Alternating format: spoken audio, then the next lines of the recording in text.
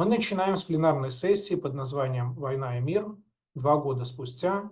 Она пройдет на английском языке, а модератором этой сессии будет Владимир Козлов, Research Associate Института изучения Восточной Европы в Регенсбурге и также один из членов команды академических мостов.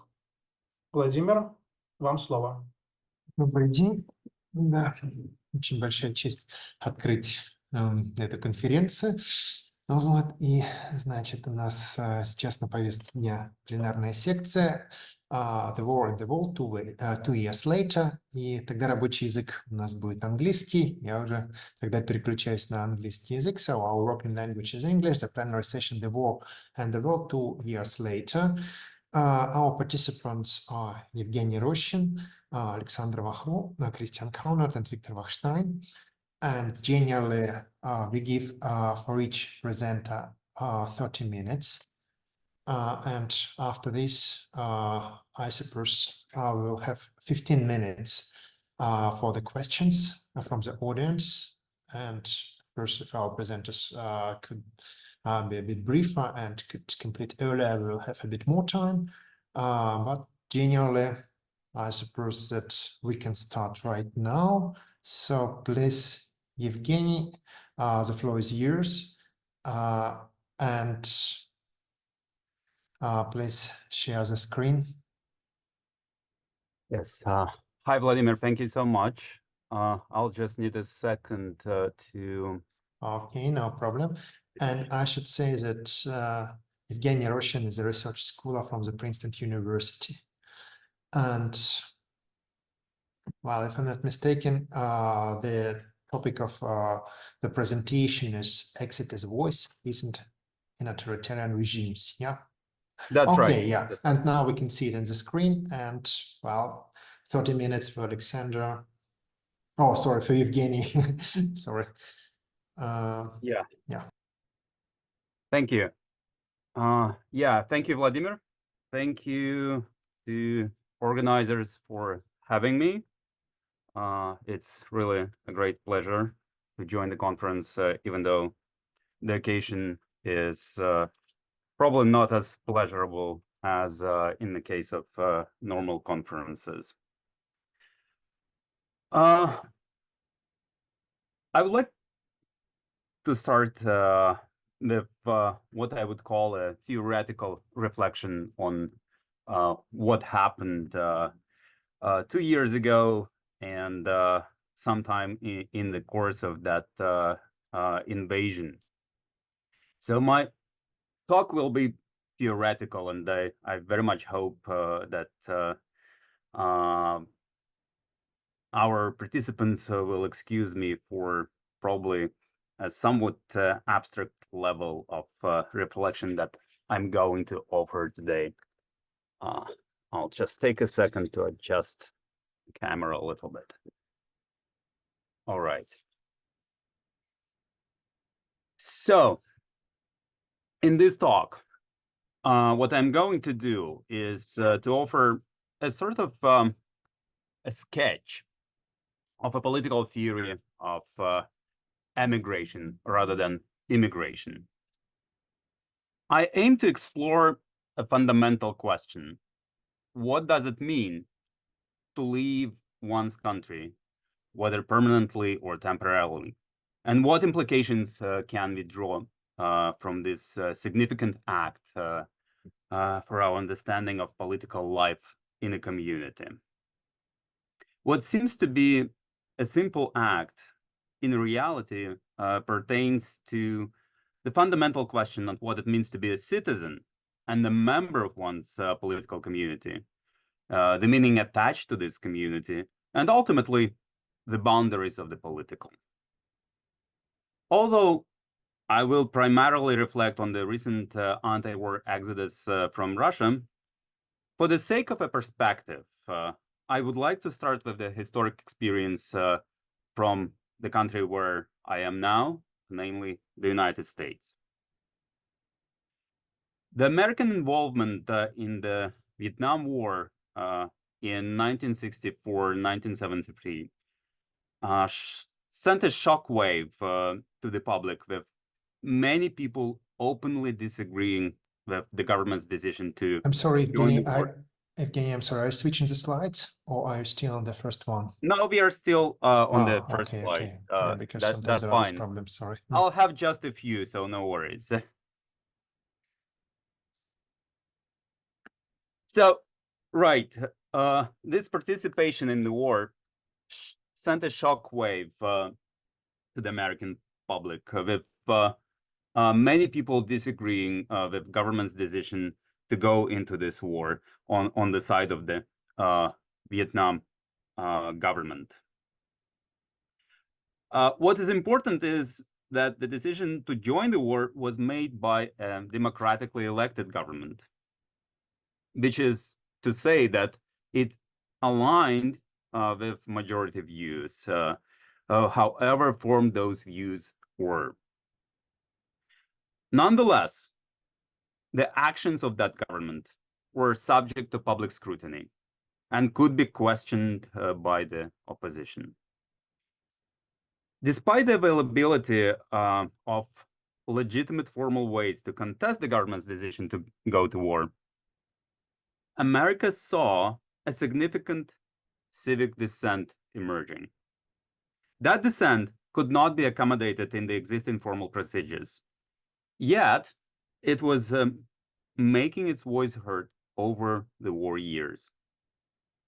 This voice was not always reflected in the formal representative institutions, was not always organized, and more importantly, it was not always recognized. As a result, thousands and thousands of American citizens decided to leave for Canada. And let me give voice to what I see as key justifications for that dissent in that particular context. These are quotes from a number of interviews, the interviews published in a book in that context in Canada, which I think represent some of the key perspectives on what happened. So this is what Richard Lamb, a conscientious objector, had in view. The Vietnam War, and I quote, supplied the pivotal evidence that America was not fully deserving of faith. The concurrent draft lacked the patriotic bulwark of military war enthusiasm, and it thus cut even further into the faith of those it affected. It threatened the liberty and enterprise, often the life of the individual. Also, for many emigrants, opposing war by emigrating to Canada was the only or most pronounced social action they have engaged in. End of quote. And here is a dissent that is based on what I call just war principle. So listen to Doug Feverling. I quote, "My reasons for coming to Canada were political. At the time, I was in no danger of being conscripted. I possessed what is called a 3A, a deferment based on extreme hardship, putting the bills of a dependent with no other support. But to have stayed would have meant I silently condoned the whole business. So I acted on principle and joined the others who had come before me, thinking it the best and easiest solution." End of quote. And this is a voice of a deserter, Mark Trent. I quote, "But most of all, they, who returned from Vietnam, told me how it is when you're fighting a war that you do not believe in, what it is like killing or being killed with no higher purpose than survival and helping your body. It is not World War II. A man can be prepared to die for what he believes is right. A man will fight to defend his country, but not another country's decadent government. And then he lost the draft game. And what is it for? For Vietnam. For nothing he feels. There were many reasons I didn't want to desert. And one of the most basic is that I do feel a responsibility and love for the United States. End of quote. Yet this man makes his mind having formed a judgment on the justice of that war and decided to desert. And this is a resume offered by the author of this collection of interviews, Jim Christie. I quote, "I thought that all of us ultimately were united by our action, by our leaving our homes. That is, in some way, even in the vaguest theoretical sense, our exile was a political act." End of quote. And this is exactly the dimension that I wish to reappraise in the act of exiting one's country. I want to argue that exiting is another way of praising one's political voice. In making this argument, I want to say the act of political exiting from non-political instrumental interpretations. And to further frame this perspective, I concede that my perspective will, for good reason, sound as communitarian New Republican. And let me now explain what I'm saving this political exit from. To appreciate the political nature of the act I'm talking about, we need to save it from a survival paradigm and a market paradigm. The former is more straightforward. When the state or another powerful entity threatens your life, as in cases of civil war, revolution, persecution, you name it, the decision to leave to save oneself carries minimal political implications. The market paradigm is more complicated. It suggests that citizens are like customers who choose a different store should their favorite one fail to maintain the same quality levels or price levels for the goods they sell. In this reading, if one's state starts a war, it inevitably reduces one's quality of life, potentially to the extent that life itself might be taken away. So in this case, a citizen would reasonably prefer to move to a different place that does not have the same level of risk. This might sound as way too rudimentary. However, this paradigm informed much of thinking about migration, and particularly migration from countries suffering from bad governance or economic turmoil. The paradigm itself derives from Albert Hirschman's brilliant work, Exit, Voice, and Loyalty, Responses to Decline in Firms, Organizations, and States, published in 1970.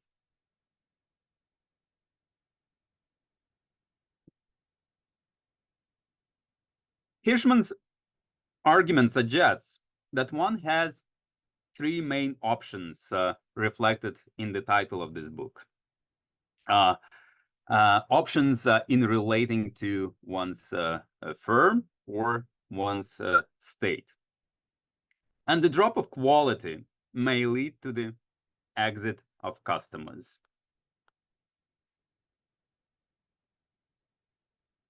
However,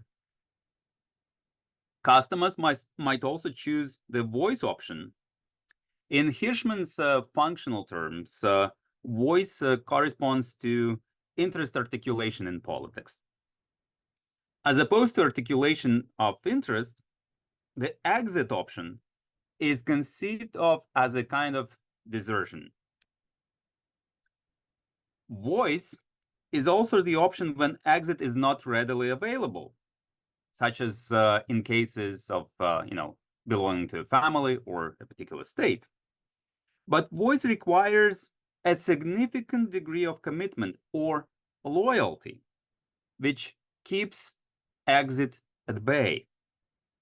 In this regard, Hirschman recognized that it is not an easy decision to make an exit from some of the public goods, for instance, from the state. And he added an important reservation to this scheme.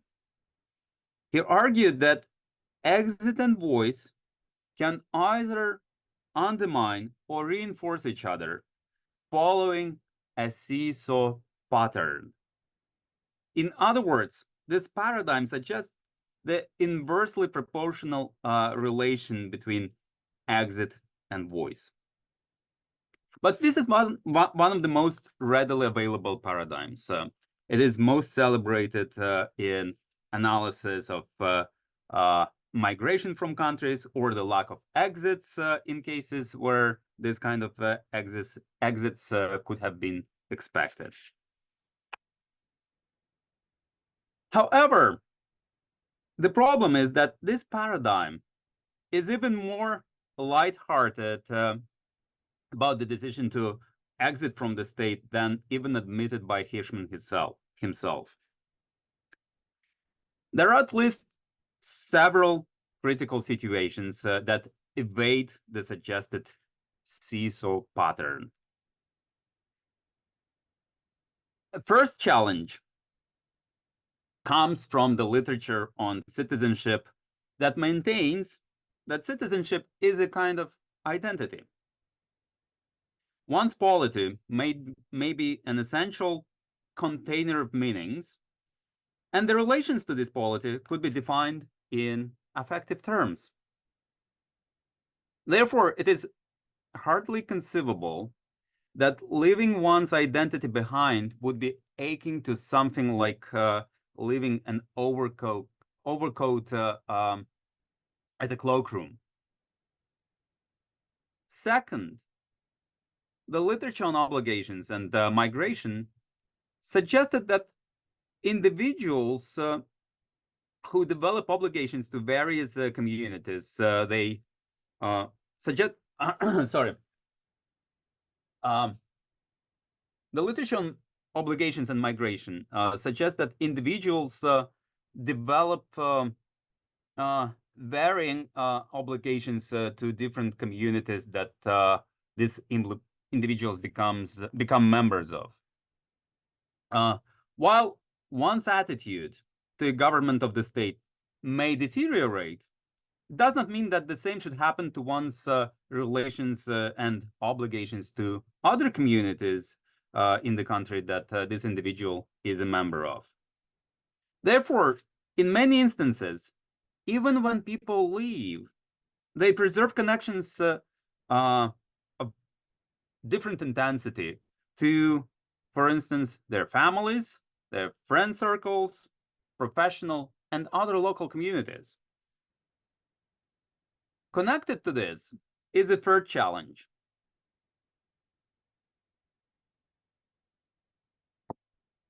It comes from the literature on exile that demonstrated that there are many individuals who were forced to leave their estate for a different country, but decided to keep raising their voice on the matters of public concern in their home country. Fourth, suppose that a citizen has no power to make their voice heard. All conventional channels for interest articulation are removed from them. Yet, they decide to articulate discontent unconventionally, sometimes at the expense of their own safety. Say, a citizen commits a public suicide and supplies an explanation for such an act of despair.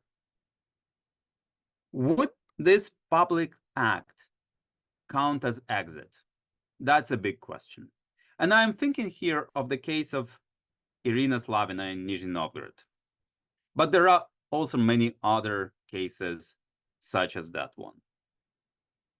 Finally, if a citizen, under the threat of penalty, chose to withdraw from public debate and preferred instead a sort of a secret sharing of views with the relevant circles or communities, should it be considered as a type of loyalty? And this is the type of a problem pointed at by the students of authoritarian regimes. What I would like to suggest in view of these non-instrumental challenges is a normative conception of voice as political activity. My conception of voice requires the recognition of voice in several important instantiations. First, and most importantly, I suggest redefining exit in terms of voice. The voices of dissenters from the Vietnam War, and what we are seeing in the case of Russian wartime political emigration, underscore the political nature of the act of living. I have in mind a period, in particular, between March and September 2022, that is before the military draft, when thousands of Russian citizens left the country as a response to the invasion of Ukraine. This is a symbolic act signifying a moral judgment made by those who left. In contrast to cases of forced displacement and migration, it can be conceived as a self-incurred exile resulting from a judgment on one's own government's action.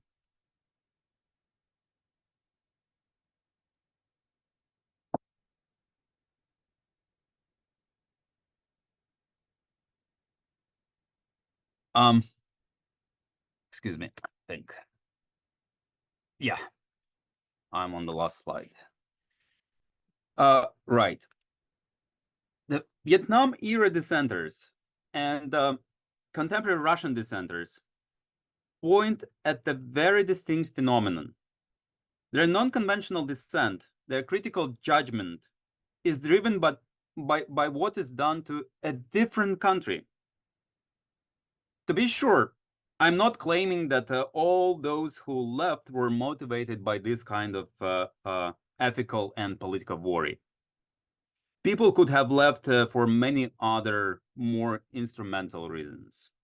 But for as long as this argument is within the scope of reasonable interpretation for a certain cohort of people, it is sufficient to maintain the normative claim I'm making. We may further argue that there are at least two audiences to such a political gesture or a voice. One is, of course, the government, which is denied loyalty and the right to demand subordination from its citizens. Say they refuse to, as one of those Vietnam dissenters said, condone the whole business of this intervention. The other audience is one's community, in relation to which one's identity is formed. I'm surely taking a communitarian perspective here on both identity formation and the conception of norms. Thus, it is important that professional or civic communities comprehend the meaning of what is being gestured. Exiting is a political act of dissent and a message, and this is what makes it an exit as voice.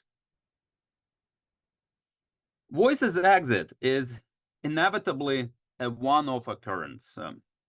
One can go back endlessly and then just slam the door over and over again. If that's so, it begs the question of whether such a unique temporal performance really challenges the underlying paradigm of a seesaw between exit and voice. This is the context in which authoritarian politics may have some heuristic value in highlighting the issues of broader concern. The experience of voice, the experience of those who emigrated from authoritarian countries offers another perspective on voice. This is an instantiation of voice that could be termed voice after exit, which is on the left-hand side of the slide. I argue that it is imperative that a contemporary political theory, especially political theory of exile, should seek to theorize this figure of exile as a holder of voice to enable the exiles in their standing and in appreciation of their departing gesture. Exiles in this interpretation are those who preserve loyalty to a community in a home country, which could be any community, friends, family, professional community, or a wider public. But more important is the practice of one's voice on the matters of public concern. This is what we see happening with the recreation of independent media abroad, production of independent content on YouTube, and so on. So as opposed to realities of the Vietnam War era, today's electronic media and communications remove the problem of physical absence. Yet, we must admit, there are ethical barriers erected instead of physical borders. And these are the barriers that the exiles will need to learn to work with. Now, how about those who stayed in the country? In Hirschman's theory, they would be conceived of as showing loyalty to the government. But as Guillermo O'Donnell long ago noted, in authoritarian politics, people may just practice a different kind of voice. O'Donnell was among the first commentators on Hirschman's work who noticed how the concept of voice is more complex than Hirschman's scheme suggests. He discussed how voice becomes oblique or veiled under authoritarian regimes, yet it remains to be a voice. Due to the fear of persecution, people may narrow their social circles and topics of discussion. They may practice a special rhetoric that would convey meaning in a veiled form. In addition to a special mode of engagement with relevant circles, their standing is also marked by public silencing or withdrawal from public life. It may be argued that such a social presence and the type of using one's voice constitute a distinct regime of an inner exile, which corresponds to the veiled voice quadrant on the slide. Thus, what I want to say is that the figure of exile and the performativity of exit are the elements that lay ground for the claims about voice as a key category in the political conception of citizenship across different polities, regardless of the regime type. And this is where I wrap up. So, what are the key takeaways from this theoretical reflection? I would argue that adopting a normative communitarian perspective on dissent enables us to discern politics beyond the image of unified and mobilized authoritarian regimes. It helps conceptualize resistance in the public sphere. It also helps to transcend the constraints of the nation state in the understanding of what constitutes the publicly relevant political debate. Lastly, this may be taken as a normative perspective that recognizes the agency of suppressed voices in both authoritarian regimes and more pluralistic societies.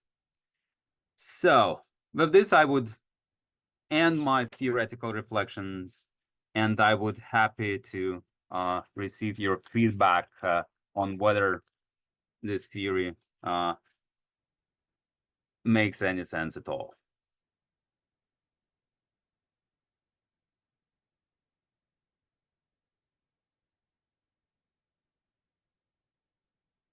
Vladimir, with this, I pass it over to you. Okay, thank you very much.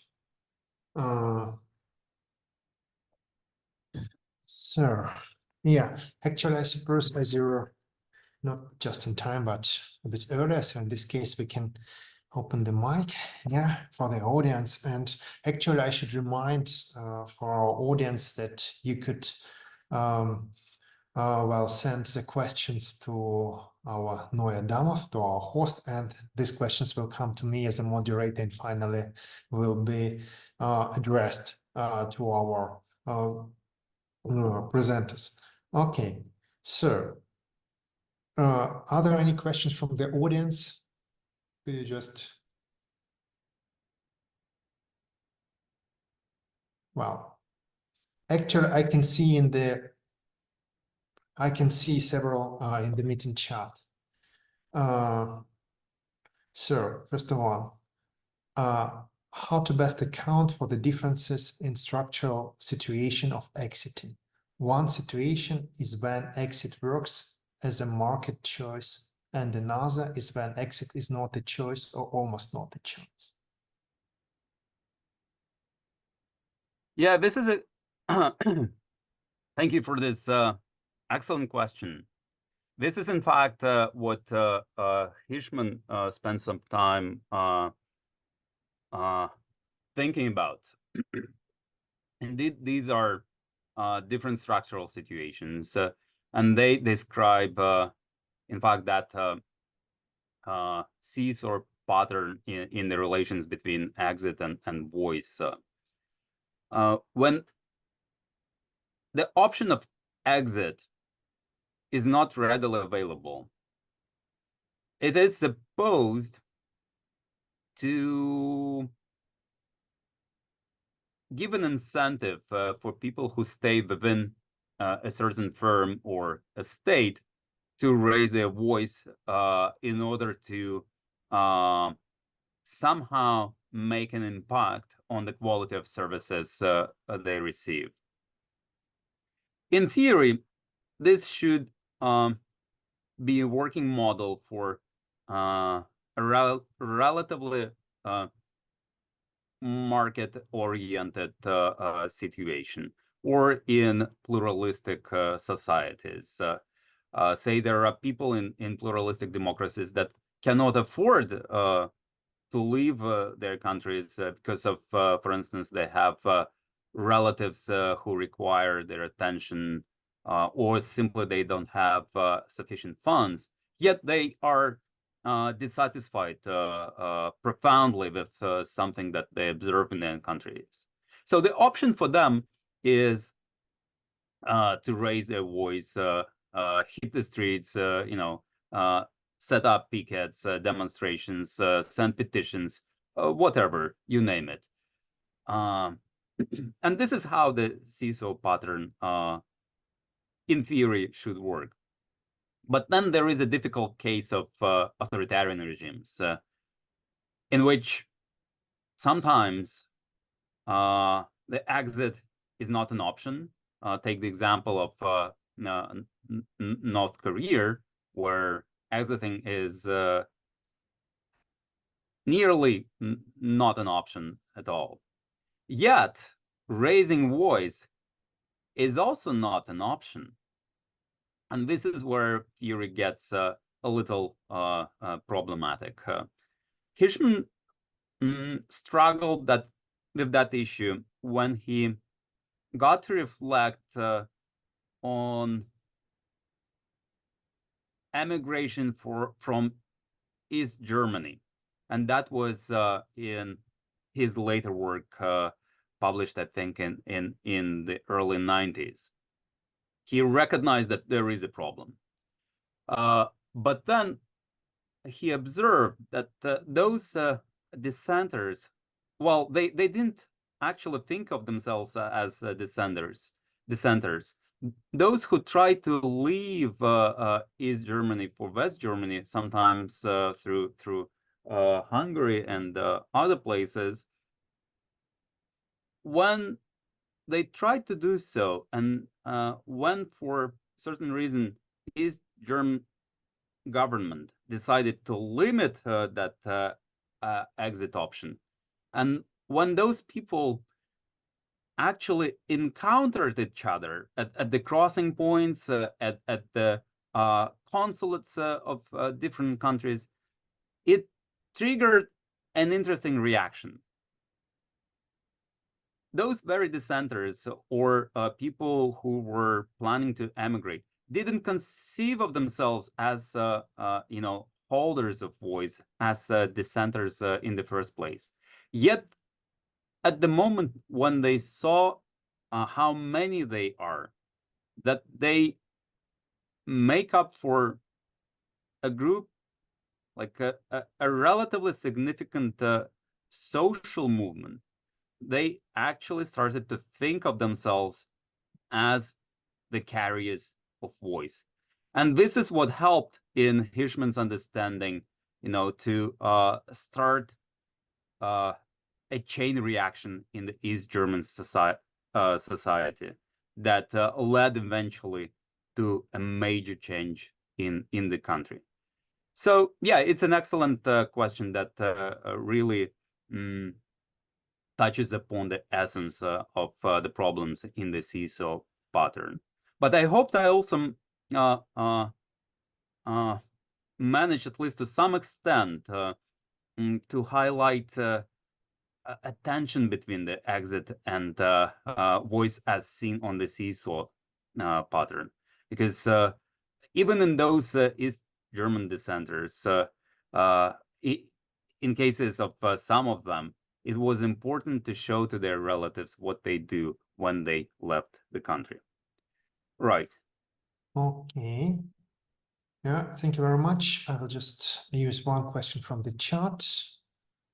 And well, and one question from the, or maybe one question from the audience as well, and then we will go to the other presenter. There are also several questions in chat, but we will bring them to the end of the session. Okay, comment to the presenter. There is a difficulty in separating declared motives, which may rather reflect how people represent the social norm and real motives. It seems that in the case of comparing moral protests and fair, this is a very important element.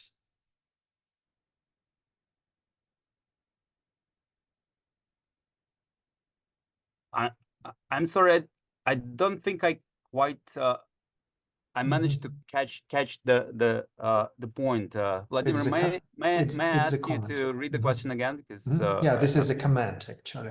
There is a difficulty in separating declared motives, which may rather reflect how people represent the social norm and real motives. It seems that in the case of comparing moral protests and fair, this is a very important element. Oh yeah, true. True. This is indeed a fair criticism of this kind of interpretations when people declare that they act on principle, but in reality they might just be trying to rationalize what they did in moral terms to make them look in a more favorable light in their communities, or just to make them feel more comfortable, psychologically comfortable themselves. So this is indeed a typical criticism. Yet I think the problem with rationalization is greater, not in this particular case. I think the problem of rationalization is much greater with those people who stick to the status quo.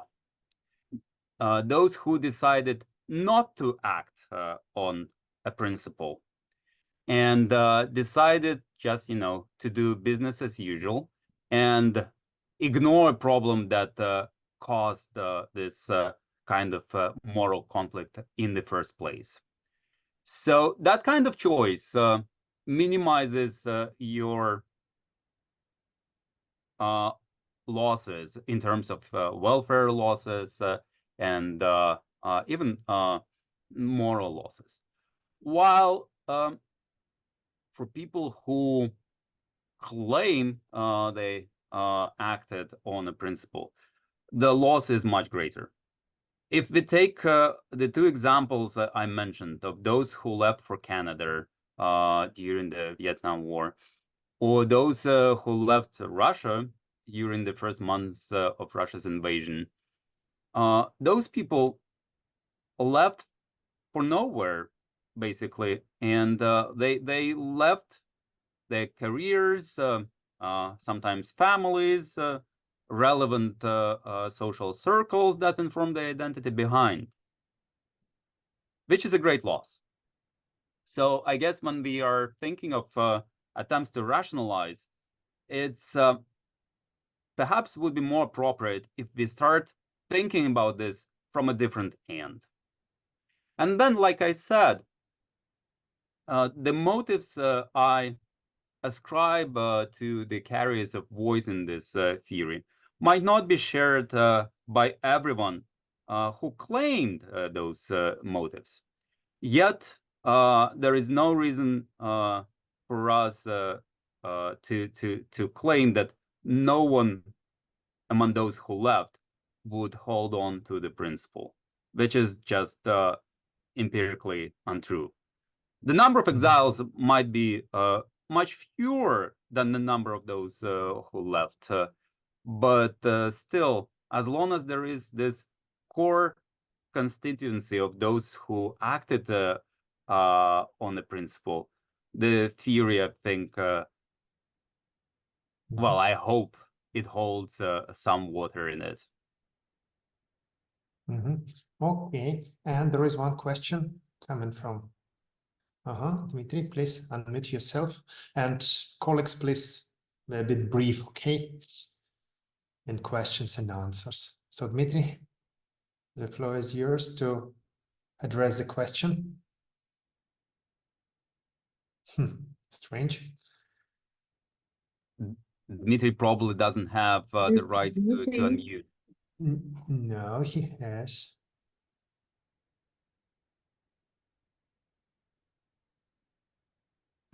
Oh, thank you. Yeah. Now, I got the privilege speaking about exile.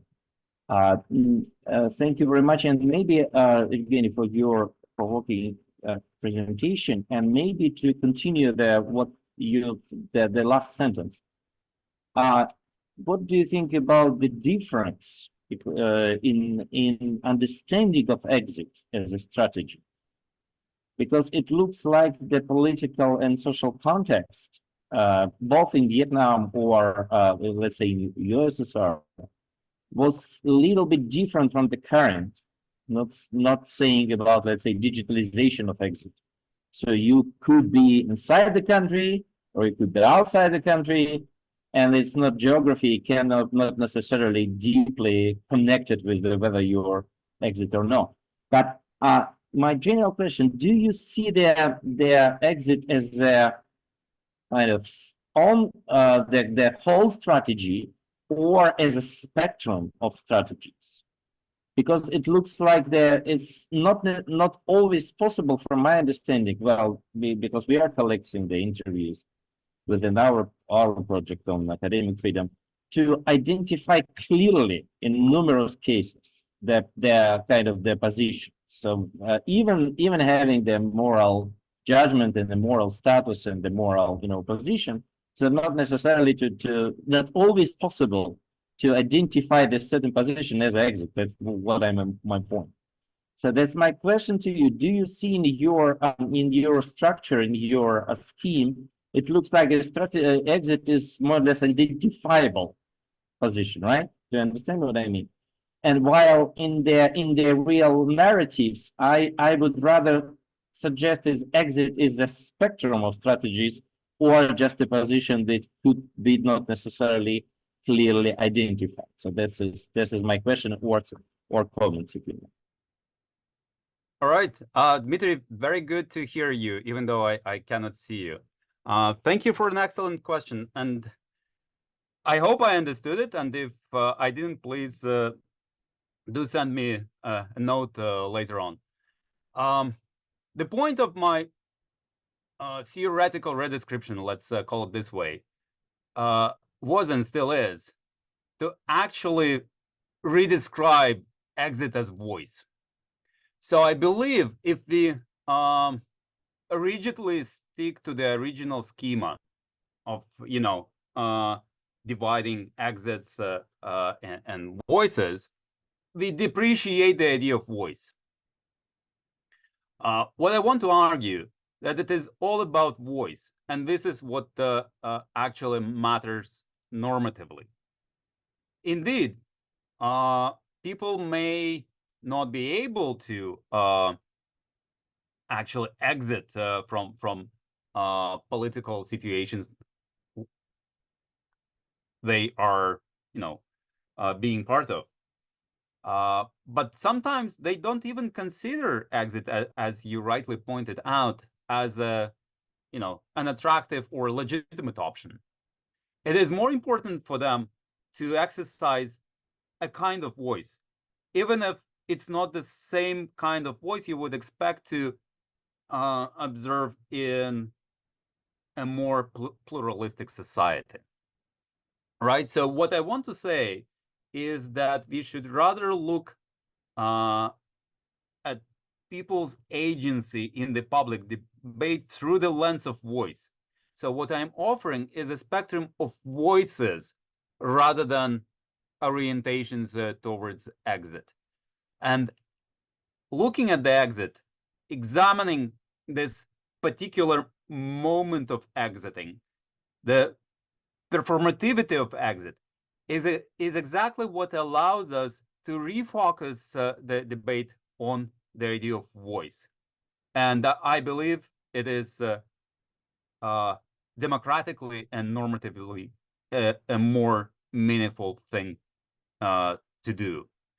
And in this way, we could put together in one, you know, democratic pool of voices, people who are, you know, able and who are oriented towards, you know, gesturing their attitude towards the regime or towards what the regime is doing by way of exiting, because this is one of the few, or probably the only way of showing your opinion that remains in the country.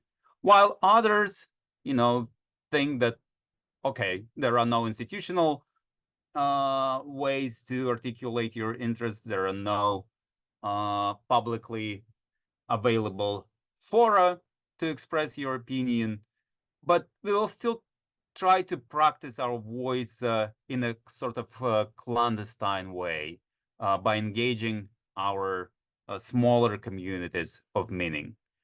And this is, I think, what is important to recognize, that there are voices here, there, and everywhere. And in this way, you challenge the authority of the authoritarian regime that tries to claim that it is in control of the sphere of meaningful debate. Okay, thank you very much, colleagues. There are some other questions, but I suppose we should go further. And well, I suppose we will have time to address these questions at the end of our section. And our next present is Alexandra. Please, Alexandra, the floor is yours. So, Alexandra Vacroux, Executive Director of the Davis Center for Russian and Eurasian Studies. All right, I want to share my screen. Yeah, we can see it. We can see it. Great. Thank you very much for inviting me to the conference, and for the people that are here listening, paying attention, and interested in what's happening. One of the topics that we're meant to discuss in this plenary session is the social consequences of the war. And needless to say, there are lots of widespread consequences for many different groups of people, including, of course, everyone who's on this call. But for me, the discussion has to be set within the context of what's actually happening in Ukraine and what it's meant to Ukraine. We see the kind of destruction that's being caused by ballistic missiles, drones, mines, occupation, and it's almost difficult to understand that what we're looking at are cities that were intact 2 years ago, where people were living completely normal lives. But on the other hand, maybe it's not so difficult, because these buildings, right, these places look exactly like the places that many of us left in Russia. These are just some of the 20,000 apartment buildings that were destroyed in Ukraine by Russia, along with 150,000 or so private houses, mostly in Donetsk, Luhansk, Kiev, Chernihiv, Kharkiv, Mykolaiv, Kherson, and Zaporizhia. And as educators, of course, it's particularly painful to see schools destroyed. The Kiev School of Economics estimates that as of September 1st of last year, 3,500 educational institutions had been destroyed, including more than 1,000 kindergartens and preschools, and 586 universities and institutions of higher education, 586 universities. Meanwhile, as we know, in the occupied territories, Ukrainian books are being destroyed. Parents and teachers are secretly teaching their children Ukrainian curriculum and language, even though occupying forces check their devices to see if they're still following online schools in Ukrainian. Parents are threatened with having their children removed to orphanages in Russia if they continue avoiding the Russian language classes. It's almost impossible to escape reading what life is like in Ukraine, particularly in the occupied territories. And even though it's extremely painful, right, and that these facts and images are something that we try and avoid intuitively, the social consequences of the war, and thinking about that apart from the impact on the Ukrainians themselves, is of course necessary.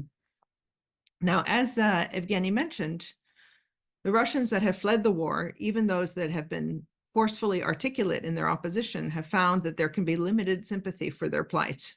Travel is very difficult, to say nothing of getting residence or work permits in many of the countries that people go to. In the United States, for example, there's no formal travel bans against Russians who are not sanctioned. And we still see Russian students applying to American universities. But those who remain in Russia, perhaps because they can't leave vulnerable family members or other reasons, may find it increasingly difficult to go abroad to get permission and visas if they have not come out strongly and publicly against the war. This creates a dilemma, which Evgeny also talked about, because in doing so, in coming out against the war, you threaten getting arrested or fined or thrown out of school or work, which makes travel even more difficult. At the same time, veiled voice, as Evgeny mentioned, is problematic because it's more difficult to explain afterwards if you were quietly opposing the war or if you just weren't saying anything. In the same way that I would not want to be equated in any way with the views of President Trump, Russians who oppose the war don't want to be seen in any way as supporting Putin's vision for Russia and the near abroad. But even the persistence of this word, near abroad, which was once meant to distinguish neighbors that were part of the Soviet Union from those that were regular neighbors, maybe further away, is indicative of a larger issue. You know, many Americans who travel abroad walk around with this kind of mentality. So I think I understand where it comes from. Right? When you come from a large and powerful country, you tend to believe that you yourself are deserving of respect because you come from that country and you've been educated in fantastic universities, and your voice is worth listening to. People from the United States may feel they have some kind of moral authority because of where they come from, although it's increasingly tenuous these days, or should be, and it's not a good look. It's, of course, not a good look for Russians either. But unfortunately, this puts you in a situation where you must be doubly sensitive to how you're being perceived at the very moment when you feel aggrieved for having been driven out of your country by terrible politics and dealing with your own not insignificant problems. But in the same way that every loud and stupid American abroad confirms one's worst suspicions about the United States, every loud and obnoxious Russian confirms what people are thinking about Russia as a country. The social consequences for this, for emigres, is that it's even harder to feel at home than expected after suddenly leaving. And it's very hard to evoke any kind of sympathy. The social consequences for the receiving societies, like Georgia, which is where this picture was taken, is a hardening of attitudes against Russians so long as they insist on maintaining their Russian identity, and perceived imperialist attitudes towards other peoples or countries who were part of the Soviet Union. Is it possible to change your identity? Should one have to change one's identity if one never sympathized with the attitudes that are so offensive in the first place? This is one of the most difficult questions. The other part of this session is supposed to talk about the small topic of what the world might look like after the war. And the question can be addressed on all sorts of different levels, from the geopolitical down to the personal. Much, of course, will depend on how the war ends, when it ends. There's a lot of pressure on Ukraine now to come to the negotiation table. But even if Zelensky were so inclined, which he is not, there's absolutely no societal consensus behind this position. Ukrainians right now cannot accept leaving Ukrainians behind enemy lines, where compatriots might be experiencing Bucha-like crimes, to say nothing of abducted children or forced passportization. Human Rights Watch, by the way, just released a scathing report of what's happened in Mariupol during the full-scale invasion and since then. And yet, at some point, the fighting will stop. Ukraine will begin rebuilding faster.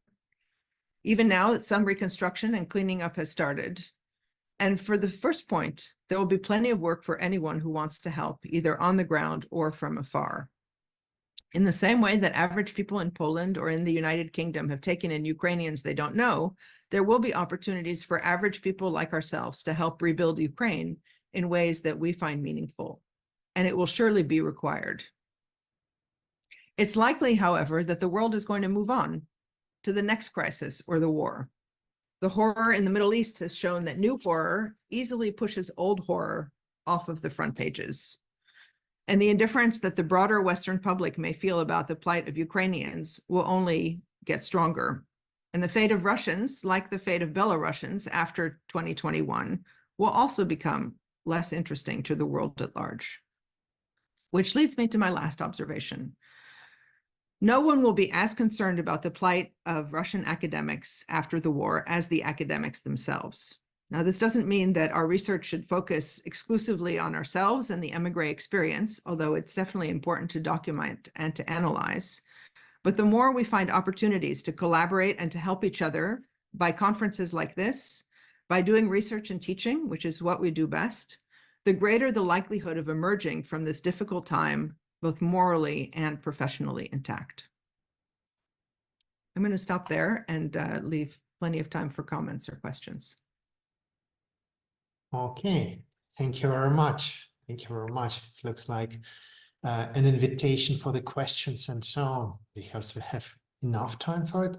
Okay, colleagues, are there any questions in the meeting chat or from the audience?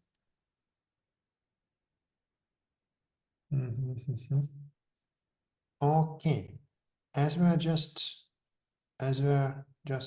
waiting for the questions, may I just ask the question from the moderator, so from me? Of course. Yeah, because it's very interesting for me, but generally, because we're talking about something that became, well, really normal in this case, but could not be expected many years ago. Yeah, but you were just talking about the situation of the, let's say, reconstruction of Ukraine and so on. But I don't know, do you know about the different plans of reconstruction or something like this? Because when I just looked at the economical plans of reconstruction, many of them are thinking about, let's say, not just the reconstruction, but the changing of the whole economic model or the urban model of Ukraine, trying to build and construct the objects closer to the western border of Ukraine. So in this case, this eastern border looks like a very abandoned territory, which looks like, I don't know, a threat for me. What do you think about it? How to attract people to come back to this territory, or if it's necessary? What do you think? So there are a lot of questions there about reconstruction, right? And let's put aside what's happening, for example, in Mariupol, where there is Russian-led reconstruction and selling of Razrushki and things like that. One thing that's pretty clear is that there's going to be a big demographic shift in Ukraine away from the east and towards the west, right? The cities that are still intact in the east, like Kharkiv, for example, which is being shelled every day, are not going to be as big after the war as they were before the war. And meanwhile, the cities in the west, like Lviv, are going to be much bigger. So this leads to some interesting questions, right? When we talk about reconstruction, we don't necessarily talk about rebuilding exactly what was there before. In part because the needs are different, right? Let's say in Lviv, you have the city is a third as bigger than it was before. You need more hospitals, more schools, more housing. Meanwhile, in some of the cities, let's say in Donetsk or Luhansk, the city might be a third the size as it was before. So you're not going to have to accommodate as many people, and you won't have to rebuild everything that was destroyed. The other interesting issue is that reconstruction is, of course, highly political, because you have questions of what exactly is going to be rebuilt, right? Are you going to rebuild, let's say, the Soviet era type of housing that was there before? Are you going to rebuild public spaces that were built around Soviet era monuments, Lenin or Pushkin, or other ones that are somehow interpreted as being part of the imperialist past? Are you going to try and implement the new technologies, green technologies, for example, or new understandings of what urban life can look like, and not rebuild what was there before, but build a new city, for example? Some people will be in favor of that, and some people will be against that.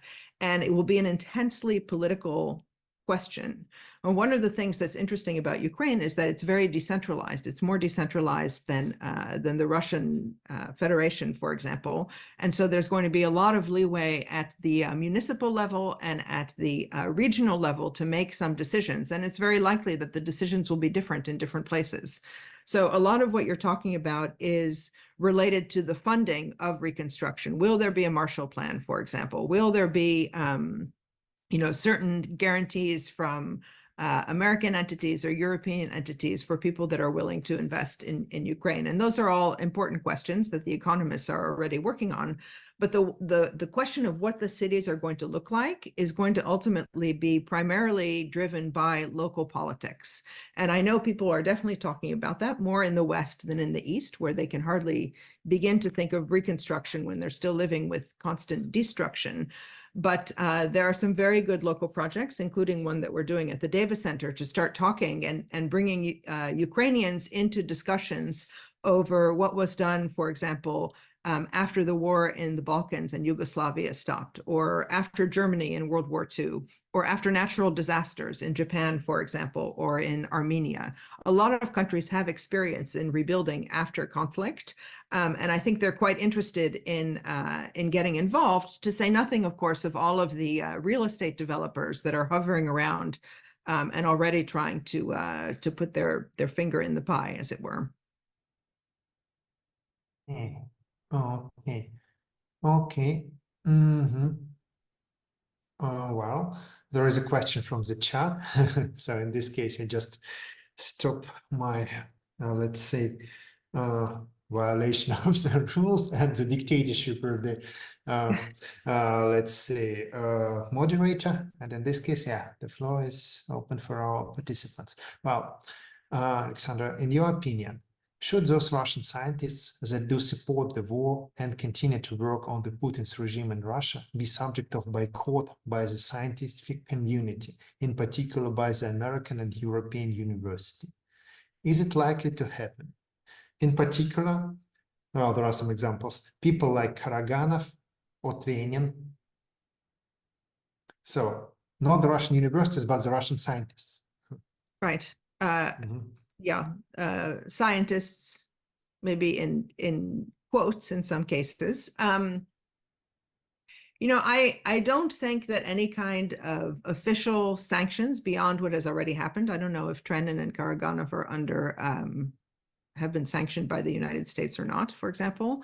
But they've essentially been cut out of the Western conversations that they were a part of for many years and which they valued for many years.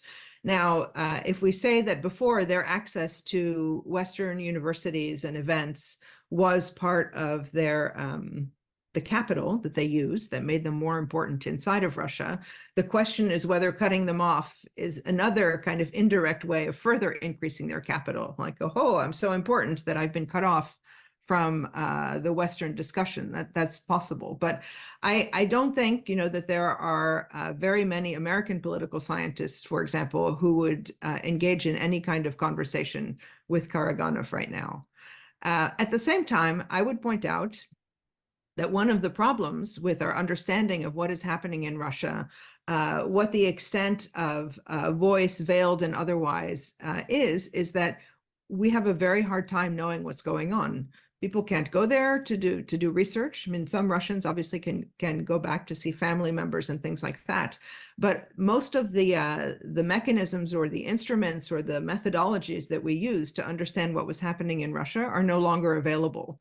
So you're left with triangulating social media and trying to figure out what's real or not real, and still trying to find some data or some access to friends that are willing to speak, which is, of course, another form of indirect voice. But having some kind of exchange with people that are still in the regime is quite helpful in understanding what people are thinking, right? I'm not saying that it's pleasant. I'm not saying that it's an endorsement, but it is always better to know what people are thinking than not to know, particularly when there's a significant amount of danger. Mm-hmm. Okay. Well, thank you very much. There is another question from the audience. Elena, could you just unmute yourself?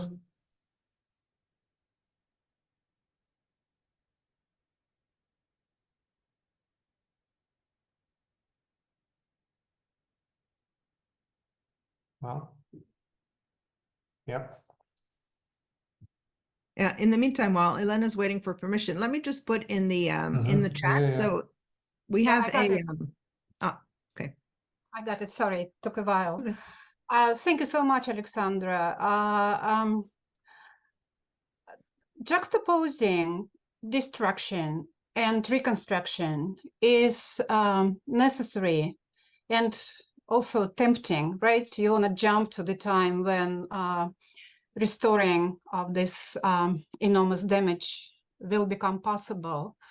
However, given how many experts believe that the war will continue maybe indefinitely, that there are too few incentives for the Russian government to stop the war, I think it is equally important to talk about the ongoing processes such as occupation and, if possible, liberation.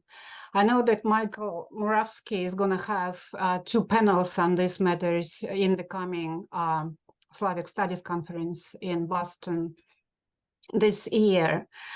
And given that your center happens to be the hub of research activities and support of scholars, what's your vision here? What are the options now to get a more or less clear picture of what's going on in the occupied territories?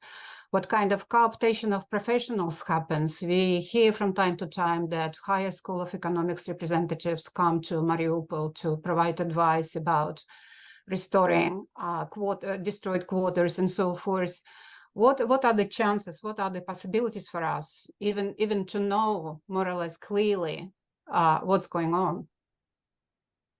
Yeah, I'm asking myself that question all the time, right? You know, as I mentioned in my remarks, there's a very good Human Rights Watch report on what's happened in Mariupol. It covers less the reconstruction and more, you know, the number of people killed and where they were buried, the number of buildings destroyed, the districts in which it was focused, and so on. But it's very difficult to know what's happening in those territories. I know that there are some journalists that are coming at least very close to the front line and probably slipping in and out of the occupied territories. But of course, the problem is if you're kind of sneaking in, right, you're already getting a very different perspective than if you live there. And we certainly can't be encouraging people to take even greater risks by reporting what's happening in those territories, although many of them are doing it, right? There are Ukrainians who are trying to report what's happening in their cities. I don't see any way to do it officially, because to do it officially means that you're basically acknowledging that there is a regime there that can give you official permission to go in and do research. So I'm afraid at the moment we're busy just triangulating and trying to keep awareness of what's happening alive, and to some extent extrapolating from what happened in Bucha and Irpin and what we know Donetsk and Luhansk was like from 2014 to 2022, to imagine in some cases how terrible life is in many of those occupied territories for people that are not happy to see the Russians arrive and take over. Okay, so thank you. And in this case, there are no questions in the chat. Okay, colleagues, just to remind you, next time, please, if you have questions, better to write it in the meeting chat so we could estimate how many questions do we have and so on. So next time we're not open the microphones, just send to the meeting chat. Okay, thank you very much. Vladimir, sorry, can I just say one thing? I would like to send something into the chat. So we have the Scholars Without Borders program at the Davis Center. And one of the things we try and serve as a coordinating mechanism between the people that we know want to have contact with international scholarship or are looking for opportunities or jobs or grants, and those grants themselves. So one of the ways that we're doing that right now, we're hoping to eventually build a website that would do it. But in the meantime, we have a database that we're building where people on a completely voluntary basis, if you want to sign up into the database, and we know, for example, that you're a molecular biologist, then when we hear about grants for molecular biologists, we can make sure that that you're getting that information rather than things about literary scholars that you might not be interested in. So the survey is in the chat now, and as I said, completely voluntary. But we hope that we are able to use that to get more information to more of the right information to the people who want it. Thank you. Well, maybe we'll just spread this information in our chats as well. Okay, thank you so much. And well, let's go further to the next presenter. Please, Christian.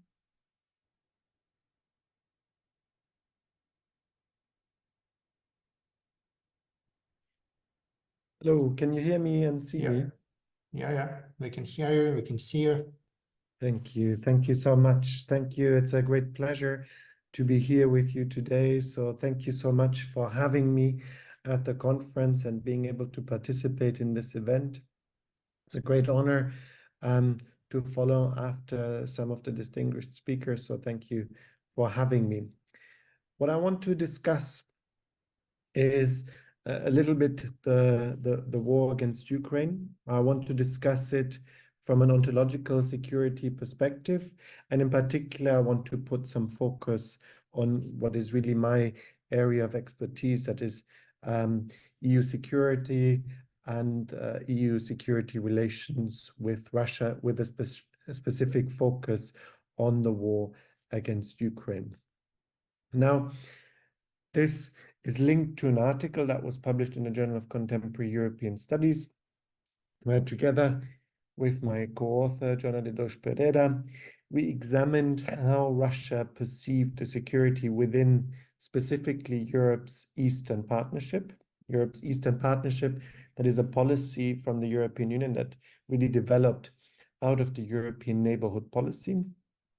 And the paper also looks at how the EU and Russia have been shaping their security agendas, how they react to particular ontological insecurity triggers, and it looks at exploring Russia's relationship with the West through the lens of ontological security.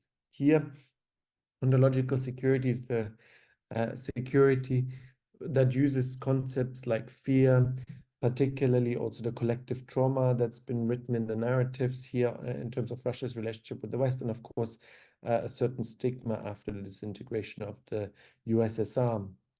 We also look at examining how those fears and anxieties on both sides have existed and have been expressed throughout the war in Ukraine. And then finally, we also look and explore when it comes to the EU's resilience to the war. How has the EU reacted to the war?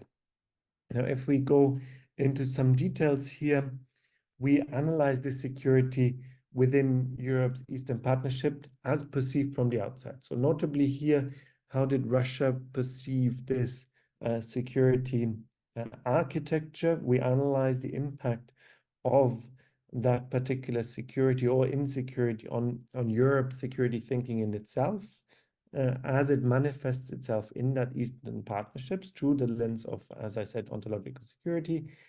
And we then also look at Europe's ontological security, anxiety, and fears that it also maintains and has in its relationship with Russia, caused by the various wars that preceded also the war in Ukraine, like the war in Georgia and so on, as well as hybrid warfare. And I will talk a little bit about hybrid warfare later as well. This ontological security interaction in the Eastern neighborhood has had two effects, we say in the paper. Firstly, it heightened President Putin's emphasis on the protection of a spiritual, cultural, national identity and how the stigma of territorial loss plays a strategic role on the ability to build Russian collective identity reflexively. And secondly, Russia has aimed to reconstruct Europe more generally, but obviously also the Eastern neighborhood along the different geopolitical lines. We see elements here of Dugin's Eurasian views that have shaped the discourse. This paper then analyzes the EU's policy and practices following also the war in two phases from 2014, which is when Crimea was taken over, and then from 2022 onwards. Obviously, when we go back to the fall of the Berlin Wall, we see the disintegration of the USSR. Now, this was perceived obviously very differently on both sides. In Europe, this was seen as a perspective in terms of brighter days, newer Europe, everlasting peace, if you will, a thirst to develop a closer relationship with its closest neighbors, opportunities that led to EU accession itself. We had a lot of Eastern European countries that started to become members of the European Union from the first wave in 2004 to 2007 and 2011. We had a number of different countries that joined the European Union. We had the development of the European Neighborhood Policy launched in 2004, many obstacles obviously in the way. It was launched in Prague of May 2009 with its Eastern Partnership, integrating Armenia, Azerbaijan, Belarus, Georgia, Moldova, and Ukraine into this partnership. At the time, even when it came to the European Neighborhood Policy, the European Union initially also offered it to Russia to take a part in the European Neighborhood Policy, an offer that was subsequently rejected because Russia perceived this to be a slight of some shape, because of course it perceived itself to be too important to be part of this kind of neighborhood policy, Eastern Partnership, and so on. Now, we term this as the Eastern Partnership Ring of Almost Friends. As I said, it was developed in 2003. Initially, people said the ambition was to create this ring of friends, an area of political stability, security, economic prosperity, both in the East, that is with the countries of Armenia, Azerbaijan, Belarus, Georgia, Moldova, and Ukraine, and in the south of the EU, that is the countries of Algeria, Egypt, Israel, Jordan, Lebanon, Libya, Morocco, Palestinian Authority, Syria, and Tunisia. So the aim here was to really foster security cooperation. Now, 2 decades on, we can say, well, results are mixed. Cooperation has happened, and we can see that some cooperation here clearly with some of the countries has happened, but also we can see increasingly this has been described as a ring of fire rather than a ring of friends, as the EU wanted to develop it, because we're seeing insecurity all across the different partnerships, whether that's in the East or in the South. Before the second invasion of Ukraine, initially we had an EAP summit in December 2021. You met at the time in Brussels with Ukraine, Georgia, Moldova, Armenia, and Azerbaijan, with the hope of reviving the ties between the EU and the Eastern Partnership. But already the tensions with Russia were escalating, and most of the discussions were dominated by the possibility of the war of aggression towards Ukraine already. Also, was a fragility of relationship between the EU and the EAP. Belarus, for instance, did not participate.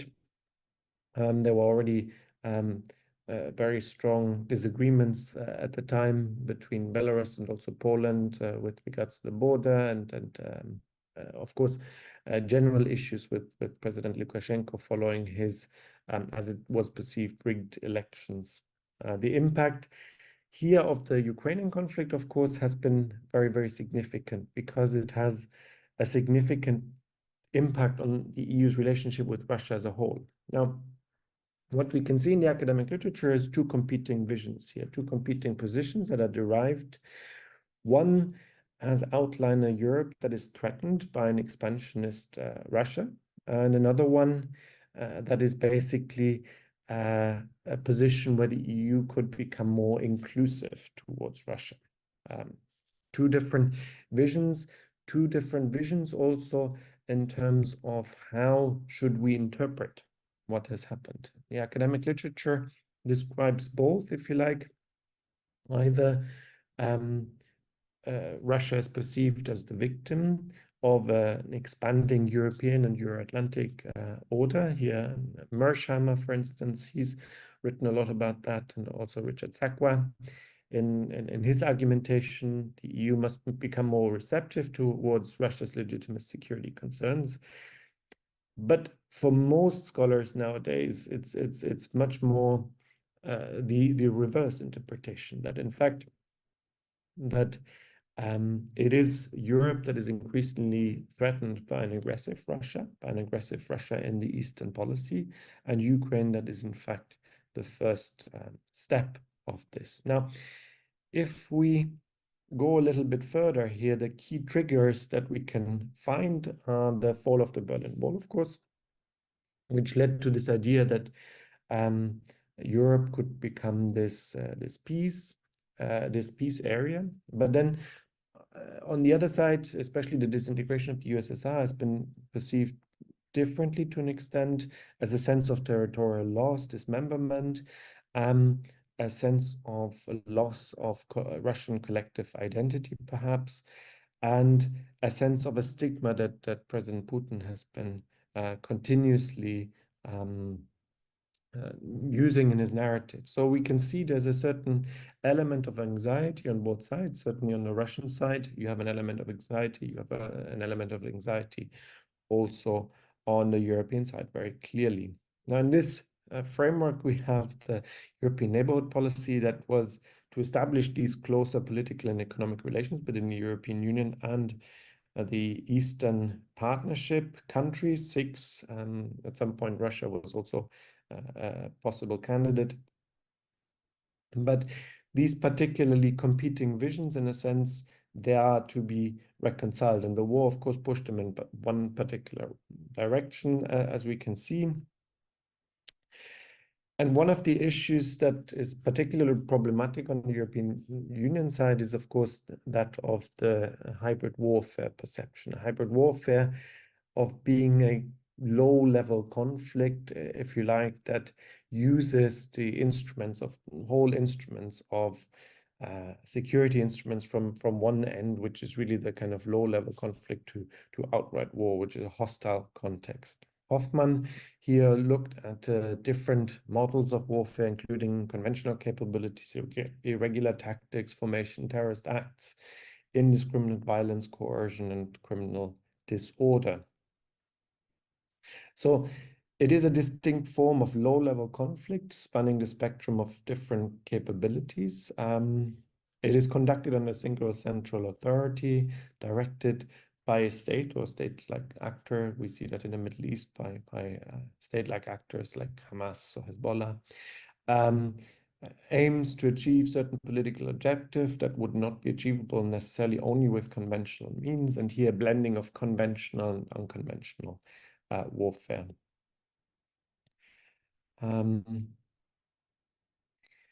With regards to Europe, this in a sense, created two challenges for Europe. One that is a systemic challenge, that is the transformation of the media and the informational ecosystem, a weakened role of traditional gatekeepers, and a strategic threat from those authoritarian adversaries like Russia. Of course, there's others like China, Iran, and others that are potentially attempting to undermine Western democracies here. This is primarily understood through the use of propaganda, disinformation, generally seen in writings, many activities potentially having both elements. Purpose here is to weaponize information to suit political purposes. We can, if we look at some of the media outlets that have been banned in the European Union, notably is Russia Today and Sputnik, which look like standard news networks, perhaps using normal news stories, but some that have a propagandistic purpose. We have the example also when we look more broadly outside of the European Union, the US elections, of course, where we saw hired armies of web trolls. We see a number of stories. If we look inside of the European Union precisely, there were clear attempts to remove German Chancellor Angela Merkel from power. In fact, specific stoking of anger after the refugee crisis, a lot of it was constructed from the outside. A lot of it was also constructed from within Russia, really to change the regime in Germany. And we can see again, there was an attempt made last year, the so-called Reichsbürger plot that was aimed at changing the German government.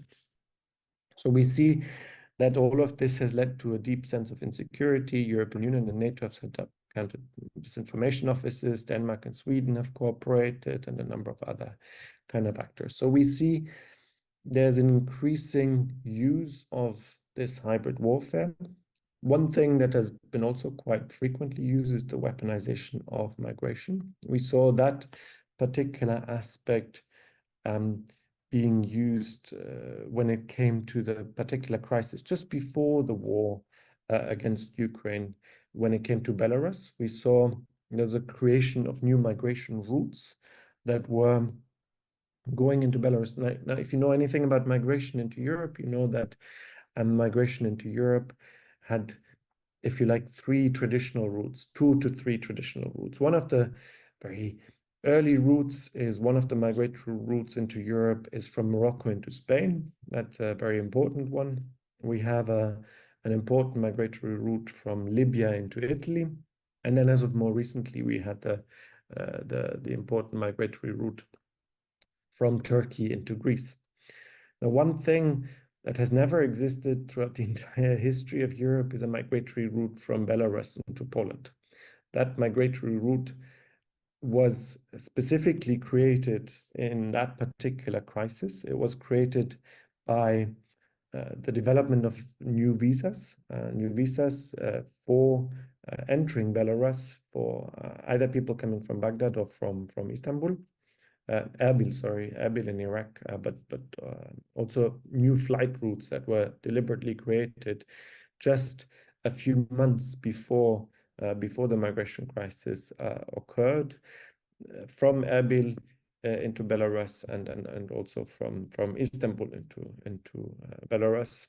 Again, flight routes that were not in existence before, that were not created for economic reasons, that basically then you had the interplay between the flight routes, the visas, and then creating a kind of a migration crisis there at the basis. Also to understand how the European Union would react in a case of a migration crisis. So we had that was a very important outcome at the time, and we see that this is being used. Now, how is that providing a continuous challenge? It's obviously creating a challenge because there isn't a sufficient understanding of this hybrid warfare as it is happening in terms of common threat perception, integrated analytical capabilities, looking at real-world scenarios, effectiveness of counter-hybrid efforts, but also lacking sufficient resources to tackle those hybrid threats, whether that's human or budget resources, lack of coordination on a national and international level, bureaucratic obstacles, inefficient coordination, etc., etc.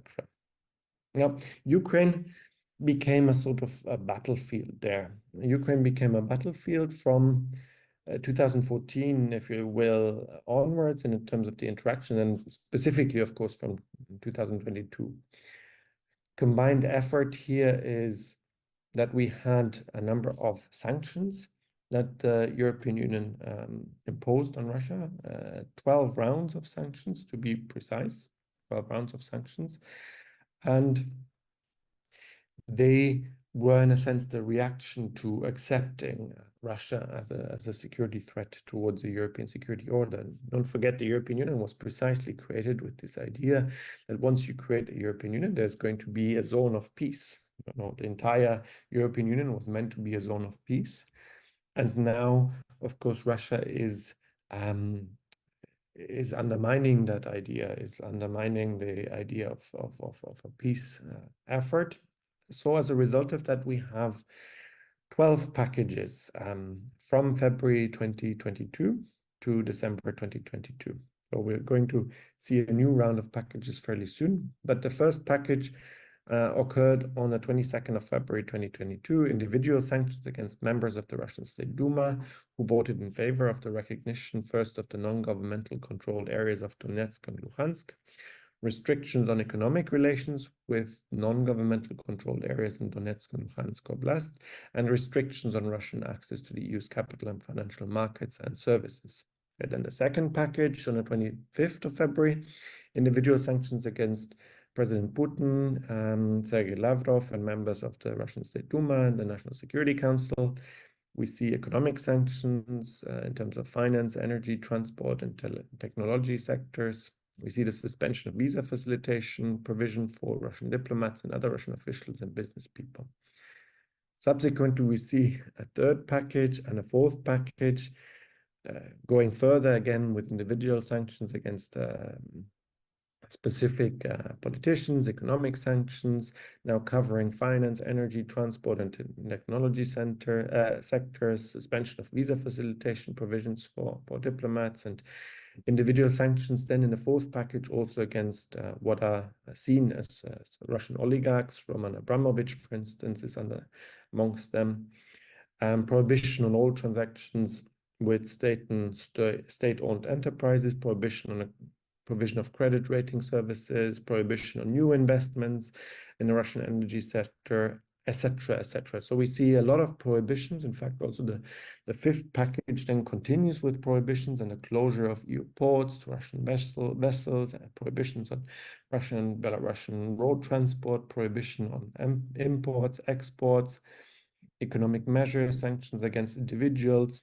The sixth package then even looks at a prohibition of crude oil and refined petroleum, and importantly, the kind of financial ban, the SWIFT ban, for an additional 3 Russian banks and 1 Belarusian bank, and also the suspension of broadcasting in the EU for RT and Rossiya and 24 and TV Center International. So a number of them. Then we continue, we see the 7th and the 8th package. I don't want to go through everything, but just to say that all of the packages in the end has probably the most severe sanctions regime that we've seen, that the EU has imposed on any state except perhaps Iran. But even that is perhaps less noteworthy because, of course, Iranian trade was already not as closely developed with the European Union as Russian trade was.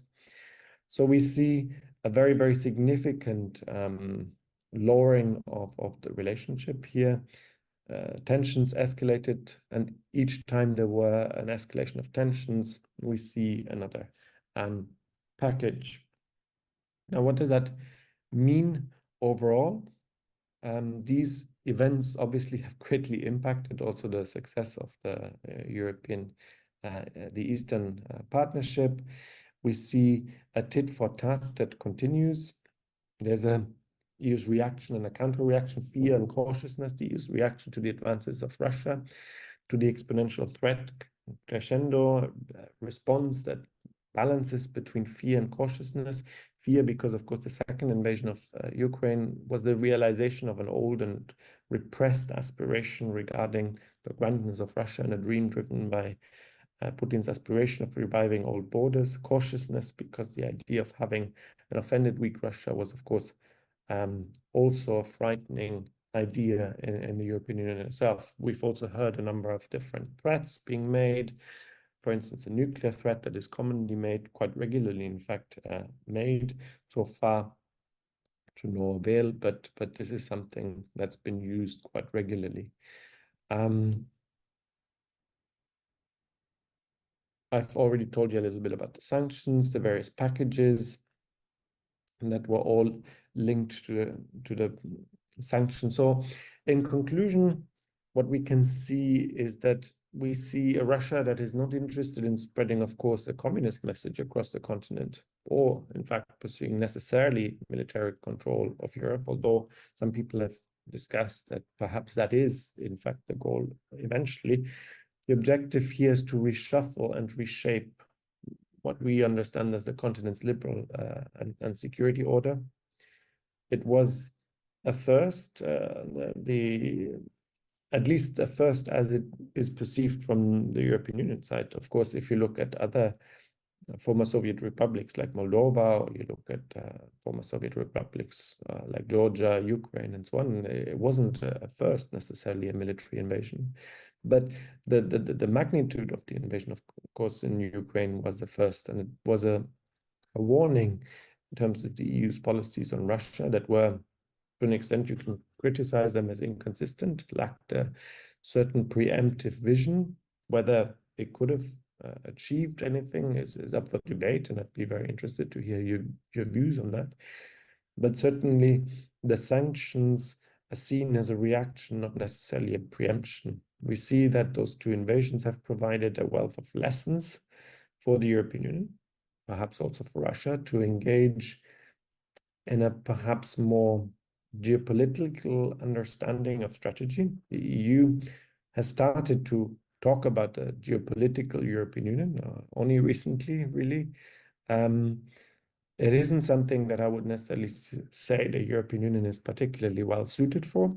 It's not something that they've done particularly well in the past, but it is something that, in a sense, belatedly they've had to think about, contend with, and in a sense, see how they manage to get out what is essentially a vulnerable position vis-a-vis Russia, and of course the latest discussions that we've had about NATO and NATO more generally, and the role that Trump might play in all of this. It's something of a continuing vulnerability for the European Union. So I think I will end on this note, and I look forward to your questions. Thank you.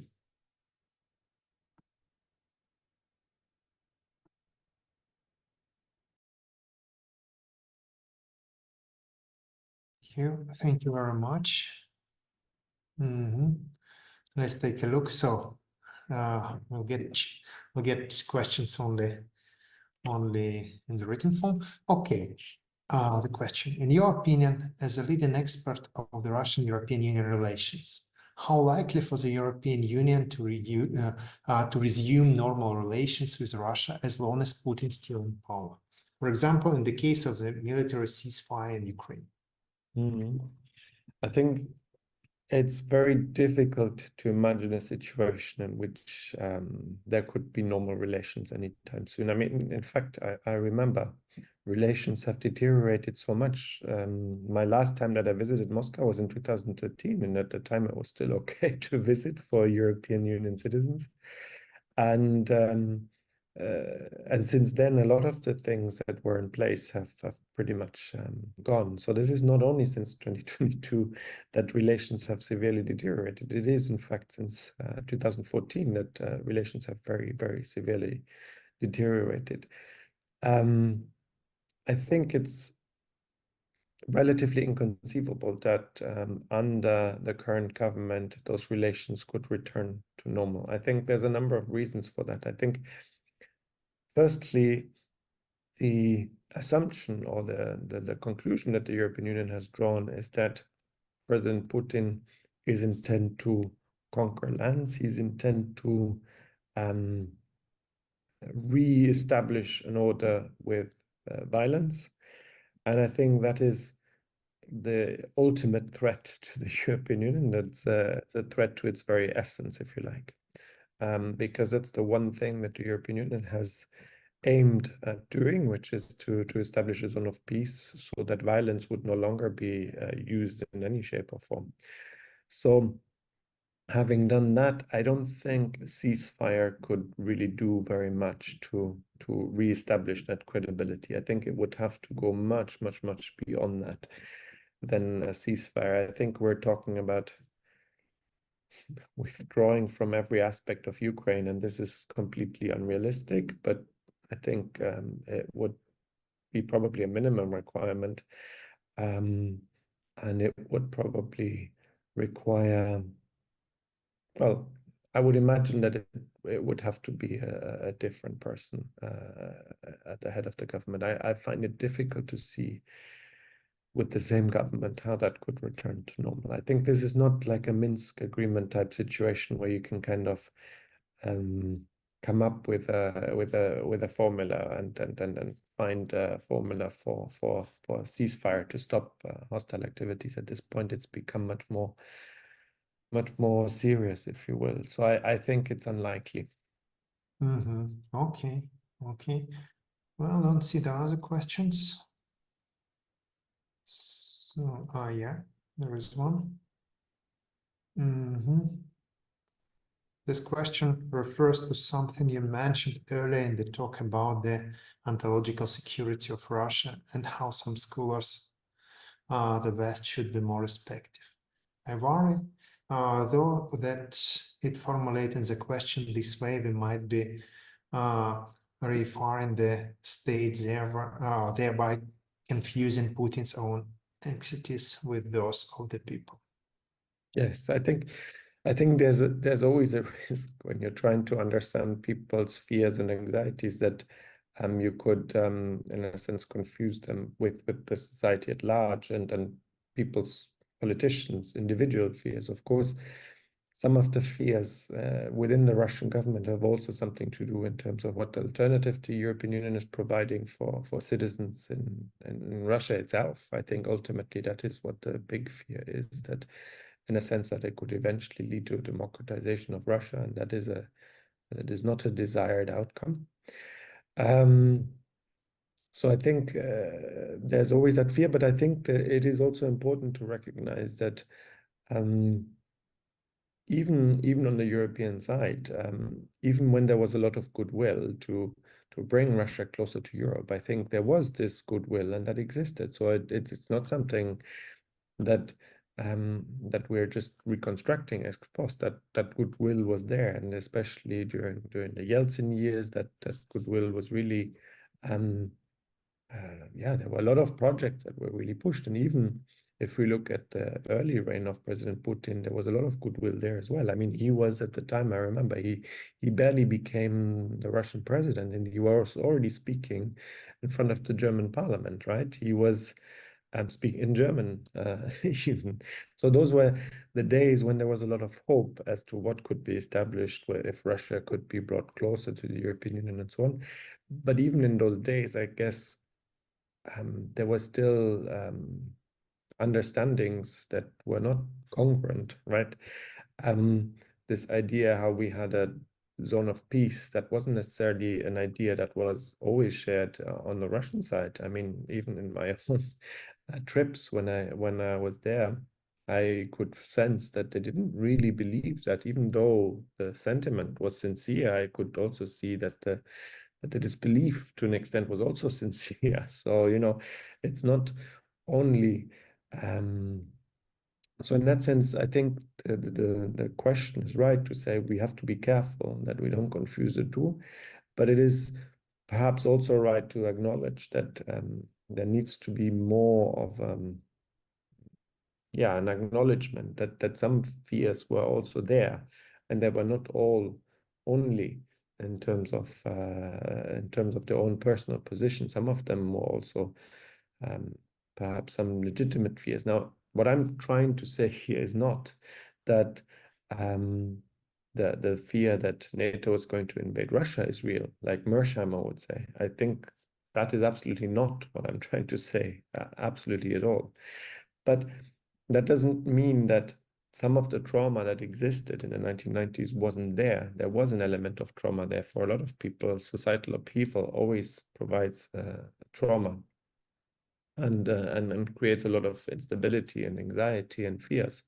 So I think we have to try and find a way where we can acknowledge some things that have really existed and that people could sense and feel and see with their own eyes, and at the same time also acknowledge that some things are also part of propaganda. For instance, like I was saying, that this idea that the European Union is encroaching to encircle Russia, obviously that's propaganda. And then there's a lot of facts that can contradict this, facts that I've witnessed myself that can contradict this. But that doesn't mean that all of the fears are necessarily always wrong, just because some very high-profile ones are. Thank you very much. And yeah, it was very interesting. And now the floor goes to Viktor Vahshtain. Please. Hello. First of all, thank you for inviting me. It's a great pleasure and honor to be here. And second, please accept my deepest apologies because I couldn't be here with you from the very beginning of the session, but I heard most of conversations.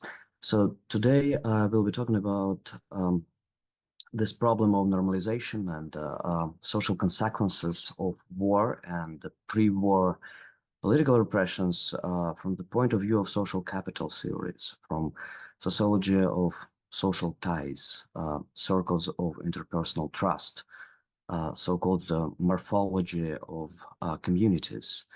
But why this is important? And let me start with drawing a theoretical distinction between normalization and routinization.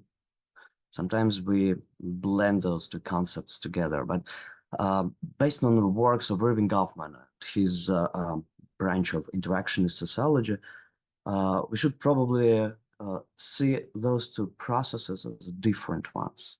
Routinization of war is when we are getting used to something that we still probably consider as not normal. For example, in our day-to-day practice and everyday practice, we can start to use habits that never used before. For example, take your documents in a waterproof bag when you go to take a shower in case of missile strike.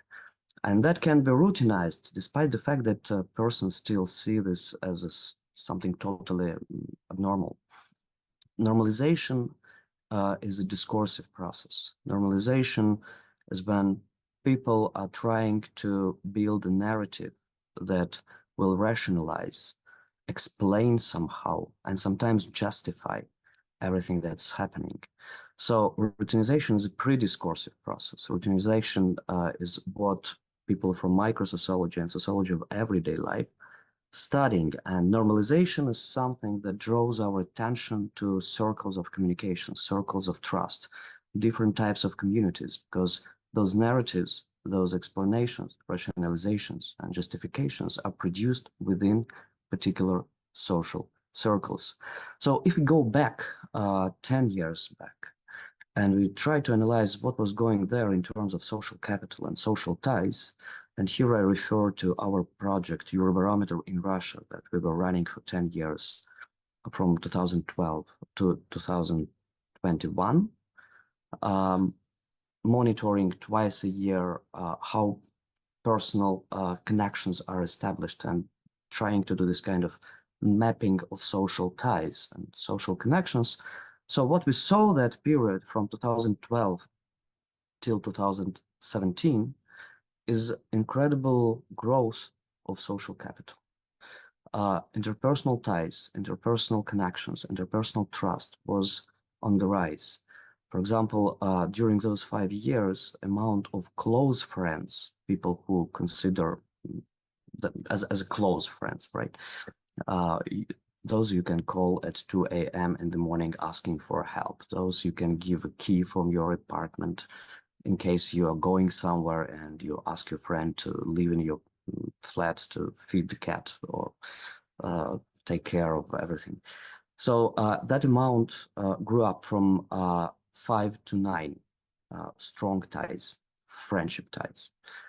Weak ties at the same period were growing from 25 to 37.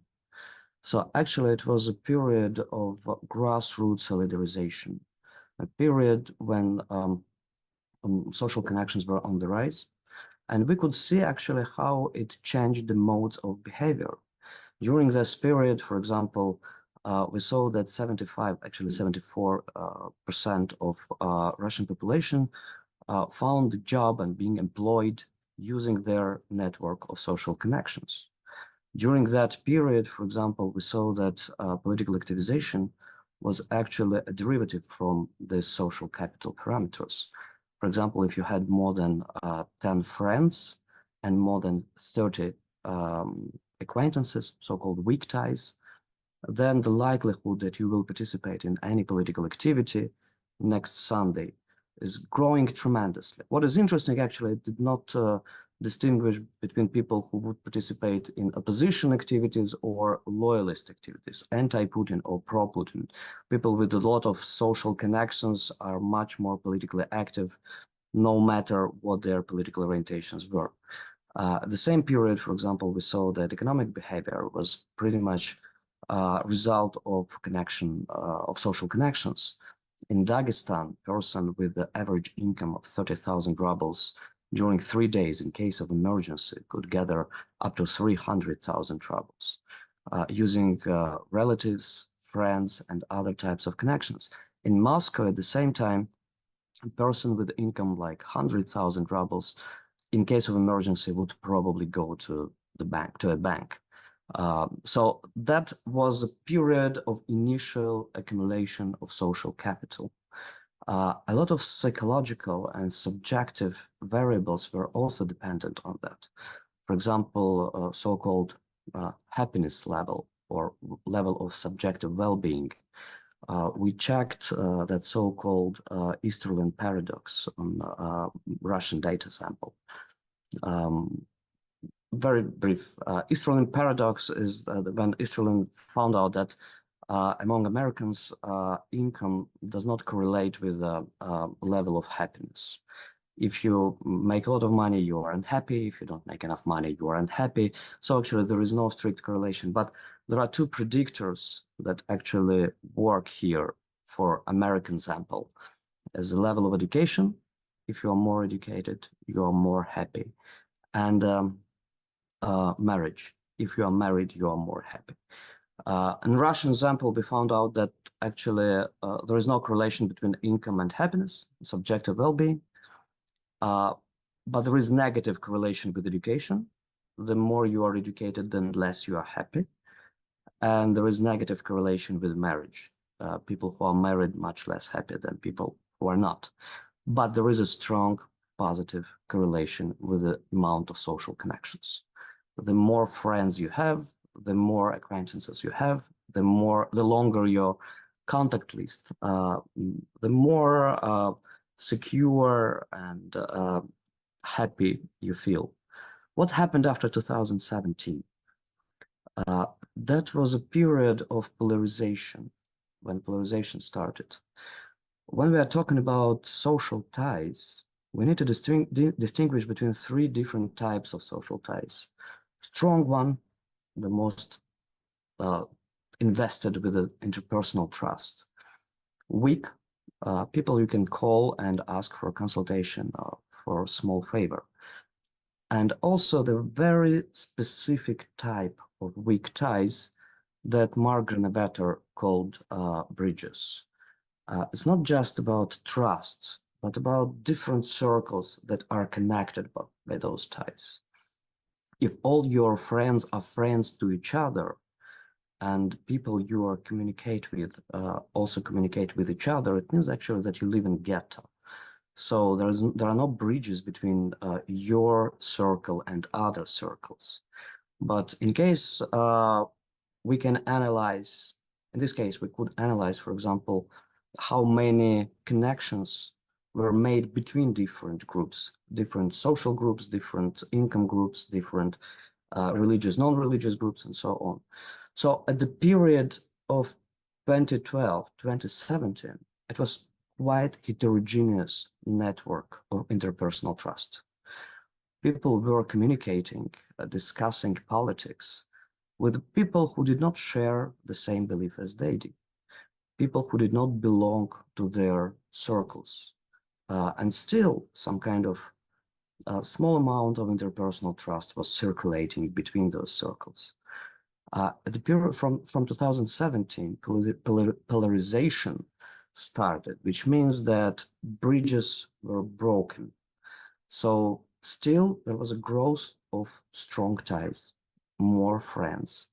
Still we could observe a rise of weak ties, but among those weak ties we could not find any more bridges.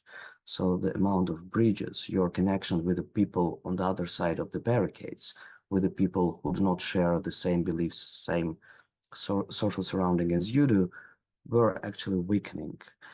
And then the third period, after solidarization, polarization, period of lockdown and coronavirus, yeah, I will. And that period when we saw the decline of all three types of ties, which mean that after solidarization and polarization, we could observe atomization. Sociologists in Russia always talk about atomization, but rarely when it works with the data. Period of lockdown was probably the vivid example of what's happening when people stop to communicate with their friends.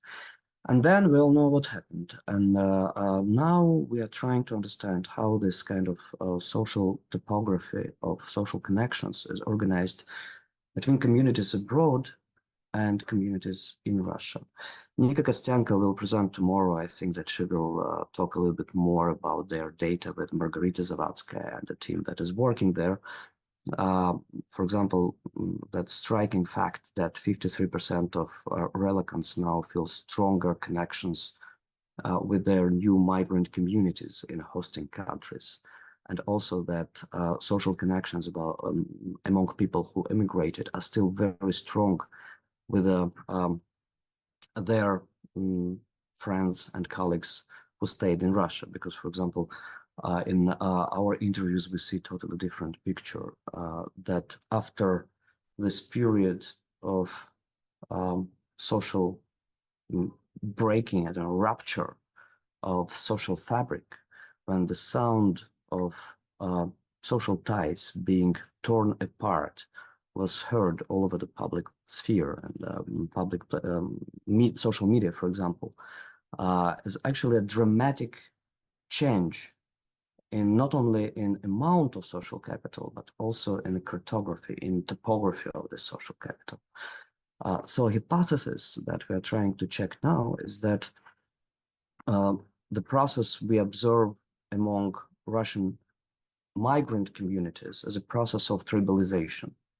Tribalization is when only strong ties matter, when all your discourses, all your narratives, all your communication practices are circulating within closed circle of closed friends, when your weak ties are not important anymore and there is no more bridges between your circle and other circles. So everyone belongs to one particular tribe which is actually sharing the same narrative and the same normalization devices, for example, framing devices. And to what extent this kind of tribalization, when people who used to be some kind of on the same side of the barricade and felt very strongly together only 5 years ago, now are separated from each other. It's not only ideological process.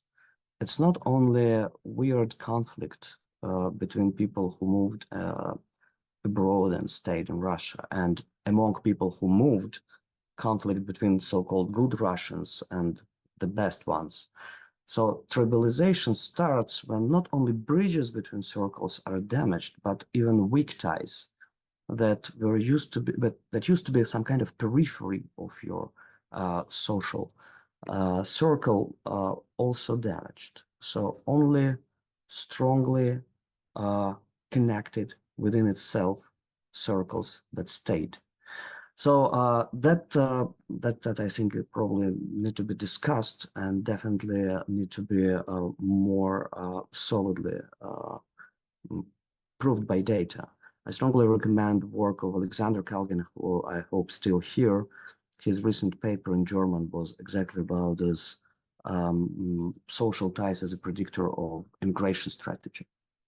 How different strategies of migration by Russian scholars, including, were chosen based on this kind of social capital parameters. I think I will stop here to leave more space for the discussion, and thanks again for the invitation. Thank you very much. It's very interesting. And well, there are at least 2 questions. The first question is more personal, actually. So where we can find your current research? Is it published somehow? It will be published. It will be published by the end of the year by Ariel University. Okay, okay. And there are no preprints or any conference papers? No, no. Okay, okay. And then another question, maybe just a question to, no, just not the question, but sort of the note. Well, thank you for the presentation. I'm sorry, maybe I didn't catch that, but why the polarization started in 2017? What triggered that process? The true answer, I have no idea, because the process, that it's very easy to say that polarization as a result of some kind of ideological divide or Crimea effects and so on. But actually in 2016, I did a terrible thing. I didn't tell to people from a university where I used to work and that actually funded that Eurobarometer in Russia research project. But we included the question about Crimea in our survey. So what do you think? Will territory of Crimea stay under the control of Russian Federation in 10 years? And I believe that it will be a good indicator that will actually show the difference between different political camps. No. Almost 90% of our respondents say, yes, it will stay under Russian control. Mm-hmm. So the polarization was probably not the ideological thing at that time. But what we saw is exactly that those heterogeneity of social contacts in your contact list was going down. People who did not share with you social surrounding, who did not share the same set of beliefs, were somehow losing, were missing out of your contact list at that period. But I couldn't say, I wouldn't say it's a purely ideological process. I wouldn't say it's a start of political polarization that led to that effect. Mm-hmm. Okay. Where does the data about the growth of social ties come from?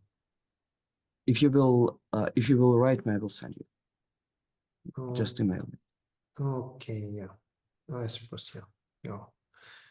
It's publicly available. So yeah, the author of the question could send it to.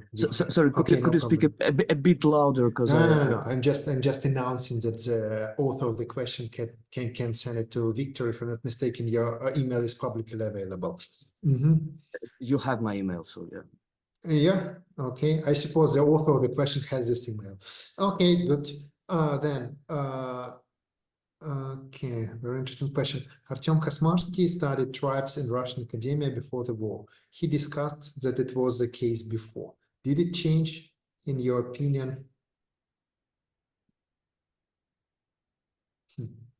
Strange. Well, that's the question.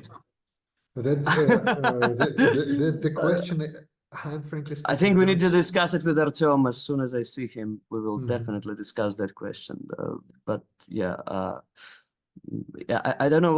It's interesting about tribes in academia. There was a great paper by Thomas Sheff called Academic Gangs, but it was about American academia.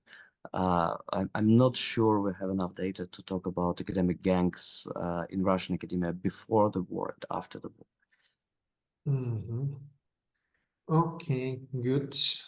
And well, looks like there are no other questions. And well, actually, I have in this case, I suppose that I can address the question from the moderator. Yeah, okay. Because I actually had something.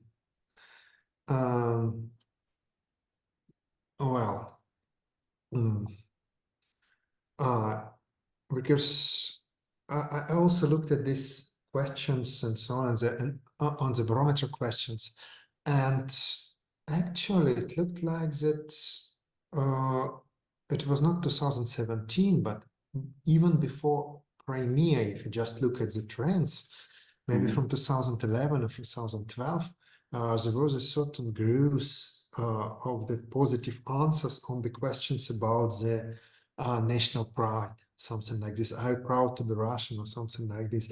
Didn't you find it, or I don't know, maybe it was just a statistical artifact? I don't know actually, because there is a great discrepancy between the level of social morphology, people you trust, people you talk to, people you can contact if you are in trouble, and level of attitudes. On the level of attitudes and collective beliefs, people could express whatever they want. But at that period, so-called Putinists conservatives and anti-Putinists liberals were drinking together quite often, and there was no such great divide in terms of political beliefs when we started to look at the structure of social contacts. So heterogeneity of those contacts was incredibly high. Not in 2017. So polarization is something that is not something that happens in terms of public discourse. Of course, there too, but that cannot be reduced to public discourse. Polarization is about people to whom you will call. How many highly positioned Russian bureaucrats are still in touch with you despite the fact that you are a foreign agent and not allowed to come back to Russia? So 0. But before that was totally different thing. So there was no polarization in terms of social ties when polarization started in terms of public discourse. And we are more interested in social contacts than in public opinion. Okay, thank you. There are the questions for all the presenters. What can the world be like after the end of the war in Ukraine? Thanks God it's not to me. Yeah, so you don't want to answer this question? Yeah, okay, you can skip it. What about the other presenters? Maybe you have any opinion? I'm here with you. I will just switch off the screen for a second. Yeah, of course. Evgeny, Alexandra, Christian. Yeah, I mean, it's hard at this point to imagine when the war will be over, because it seems that there are no signs of any definitive closure of the conflict. Of course, eventually it will be over. But I think the world will be a very different place. I mean, it certainly won't be one without war, which I know was one of the questions that had been posed for this panel. But so much now depends on what will happen with NATO and the United States. I mean, Donald Trump's comments from a couple of days ago saying that not only would he not support the Article 5 agreement, but he might encourage Russia to take a NATO country that wasn't paying its bills is extremely weakening for NATO, because if there's not this assurance that it serves as a deterrent to Russian aggression, then we would assume that in the next, let's say 5 years ago, Russia will try and test Article 5 and see what happens if you do a little something against a NATO country. Is there actually a full-throated response or not? And not having that kind of security architecture, which we've lived with since, at least since the collapse of the Soviet Union, and probably to a large extent, we go back to the end of World War II, means that we're looking at an entirely different system of maintaining peace, and one that is potentially much less successful at doing it than the one that we were living under since 1950. Okay. Okay. I would totally agree with Alexandra. I guess the world after will entirely depend on how the war ends and what sort of negotiations we will see happening. I mean, it will be key to the following discussion. And I assume what we would need at the point when the war is over is really a rekindling of conversation about what it means to live together, on what sorts of principles. And I don't just have in mind a collective security system represented by NATO. What I have in mind is the idea of global reconstitution. As we have all seen, the United Nations demonstrated that it has its limits. I'm not blaming the United Nations because this is just a platform where powers of different kind who think of themselves as great powers and lesser powers come together and decide on issues. So this is no longer a place that can handle this conversation efficiently. Which is just to say that I guess when we realize that great powers are no longer able of reaching a consensus about issues of war and peace, we would need to reopen the whole idea to a much broader conversation and perhaps discuss how the General Assembly could be involved, what do we do with the veto power, and so on and so on. So it's a huge conversation, not an easy one, and I guess it is the one that will mark perhaps the next 2 or 3 decades when we are to figure out the new global security arrangement and how it might be based on principles that would reflect a more universal idea of justice. Okay, and well, another question to the audience. Well, with regards to the end of the war, what do the speakers think if it's possible that the conflict would be freezed or frozen, like between South and North Korea?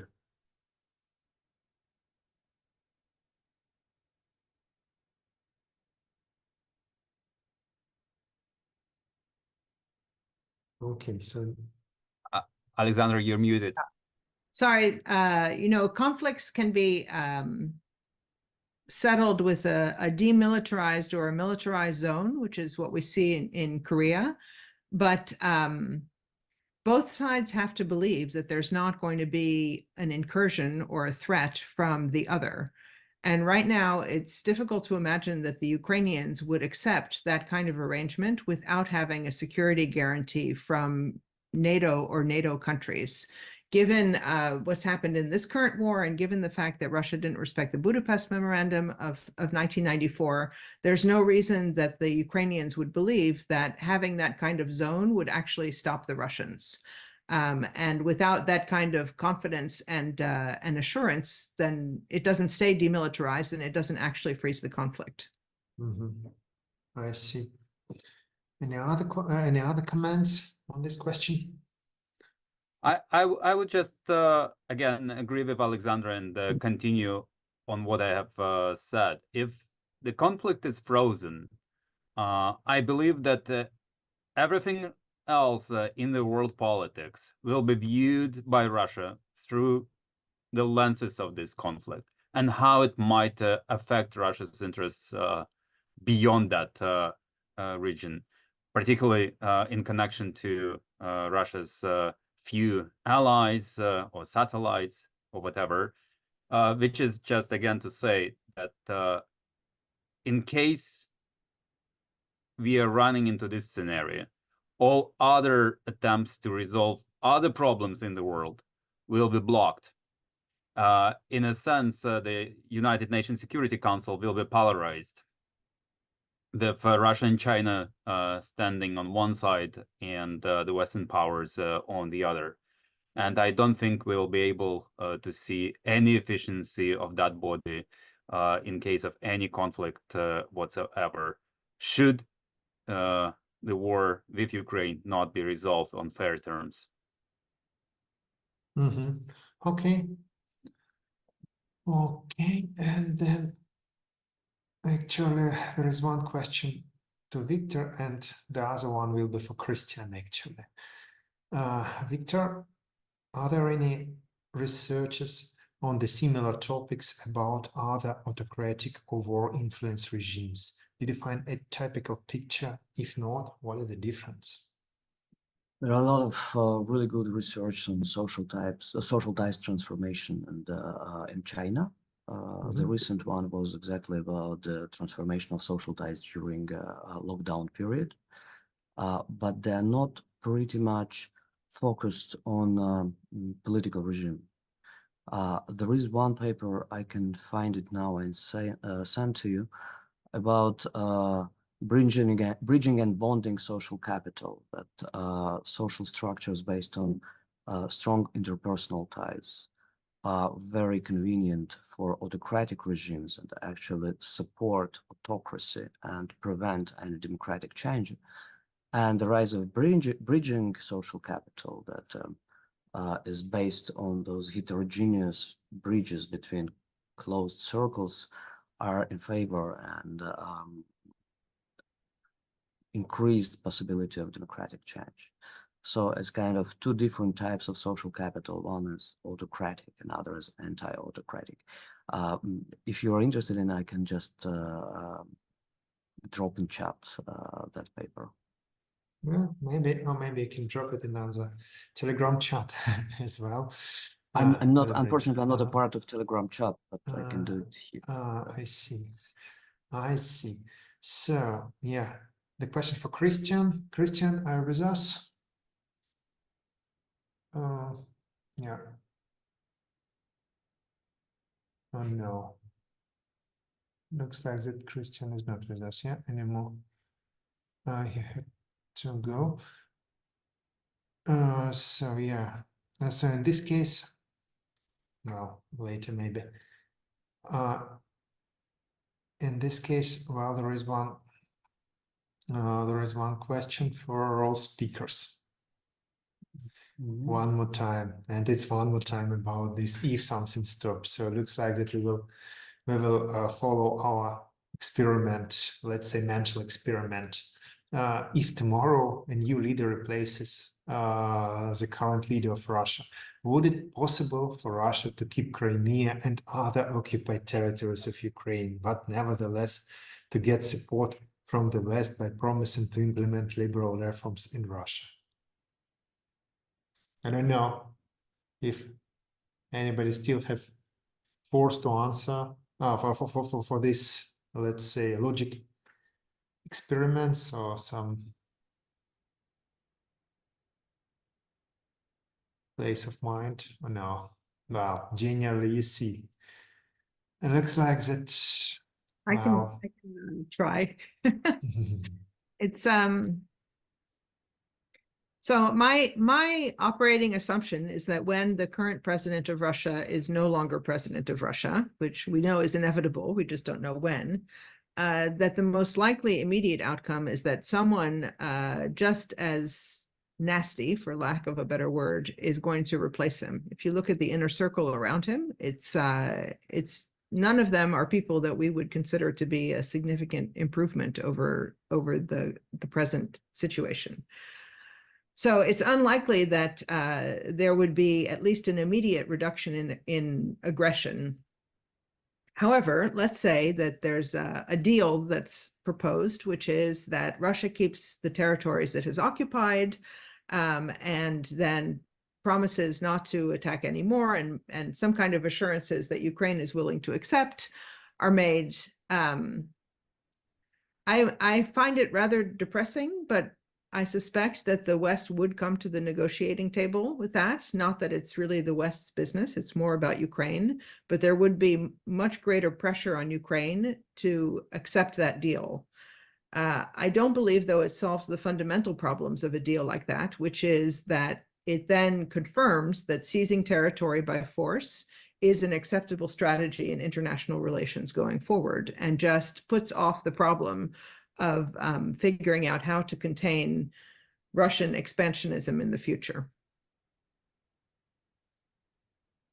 Okay. Okay, thank you. I would just add one minor point. I think in the alternative scenarios, one factor to keep in mind is that Vladimir Putin created a system in which no one else could occupy the same role. So there is no other Putin to come.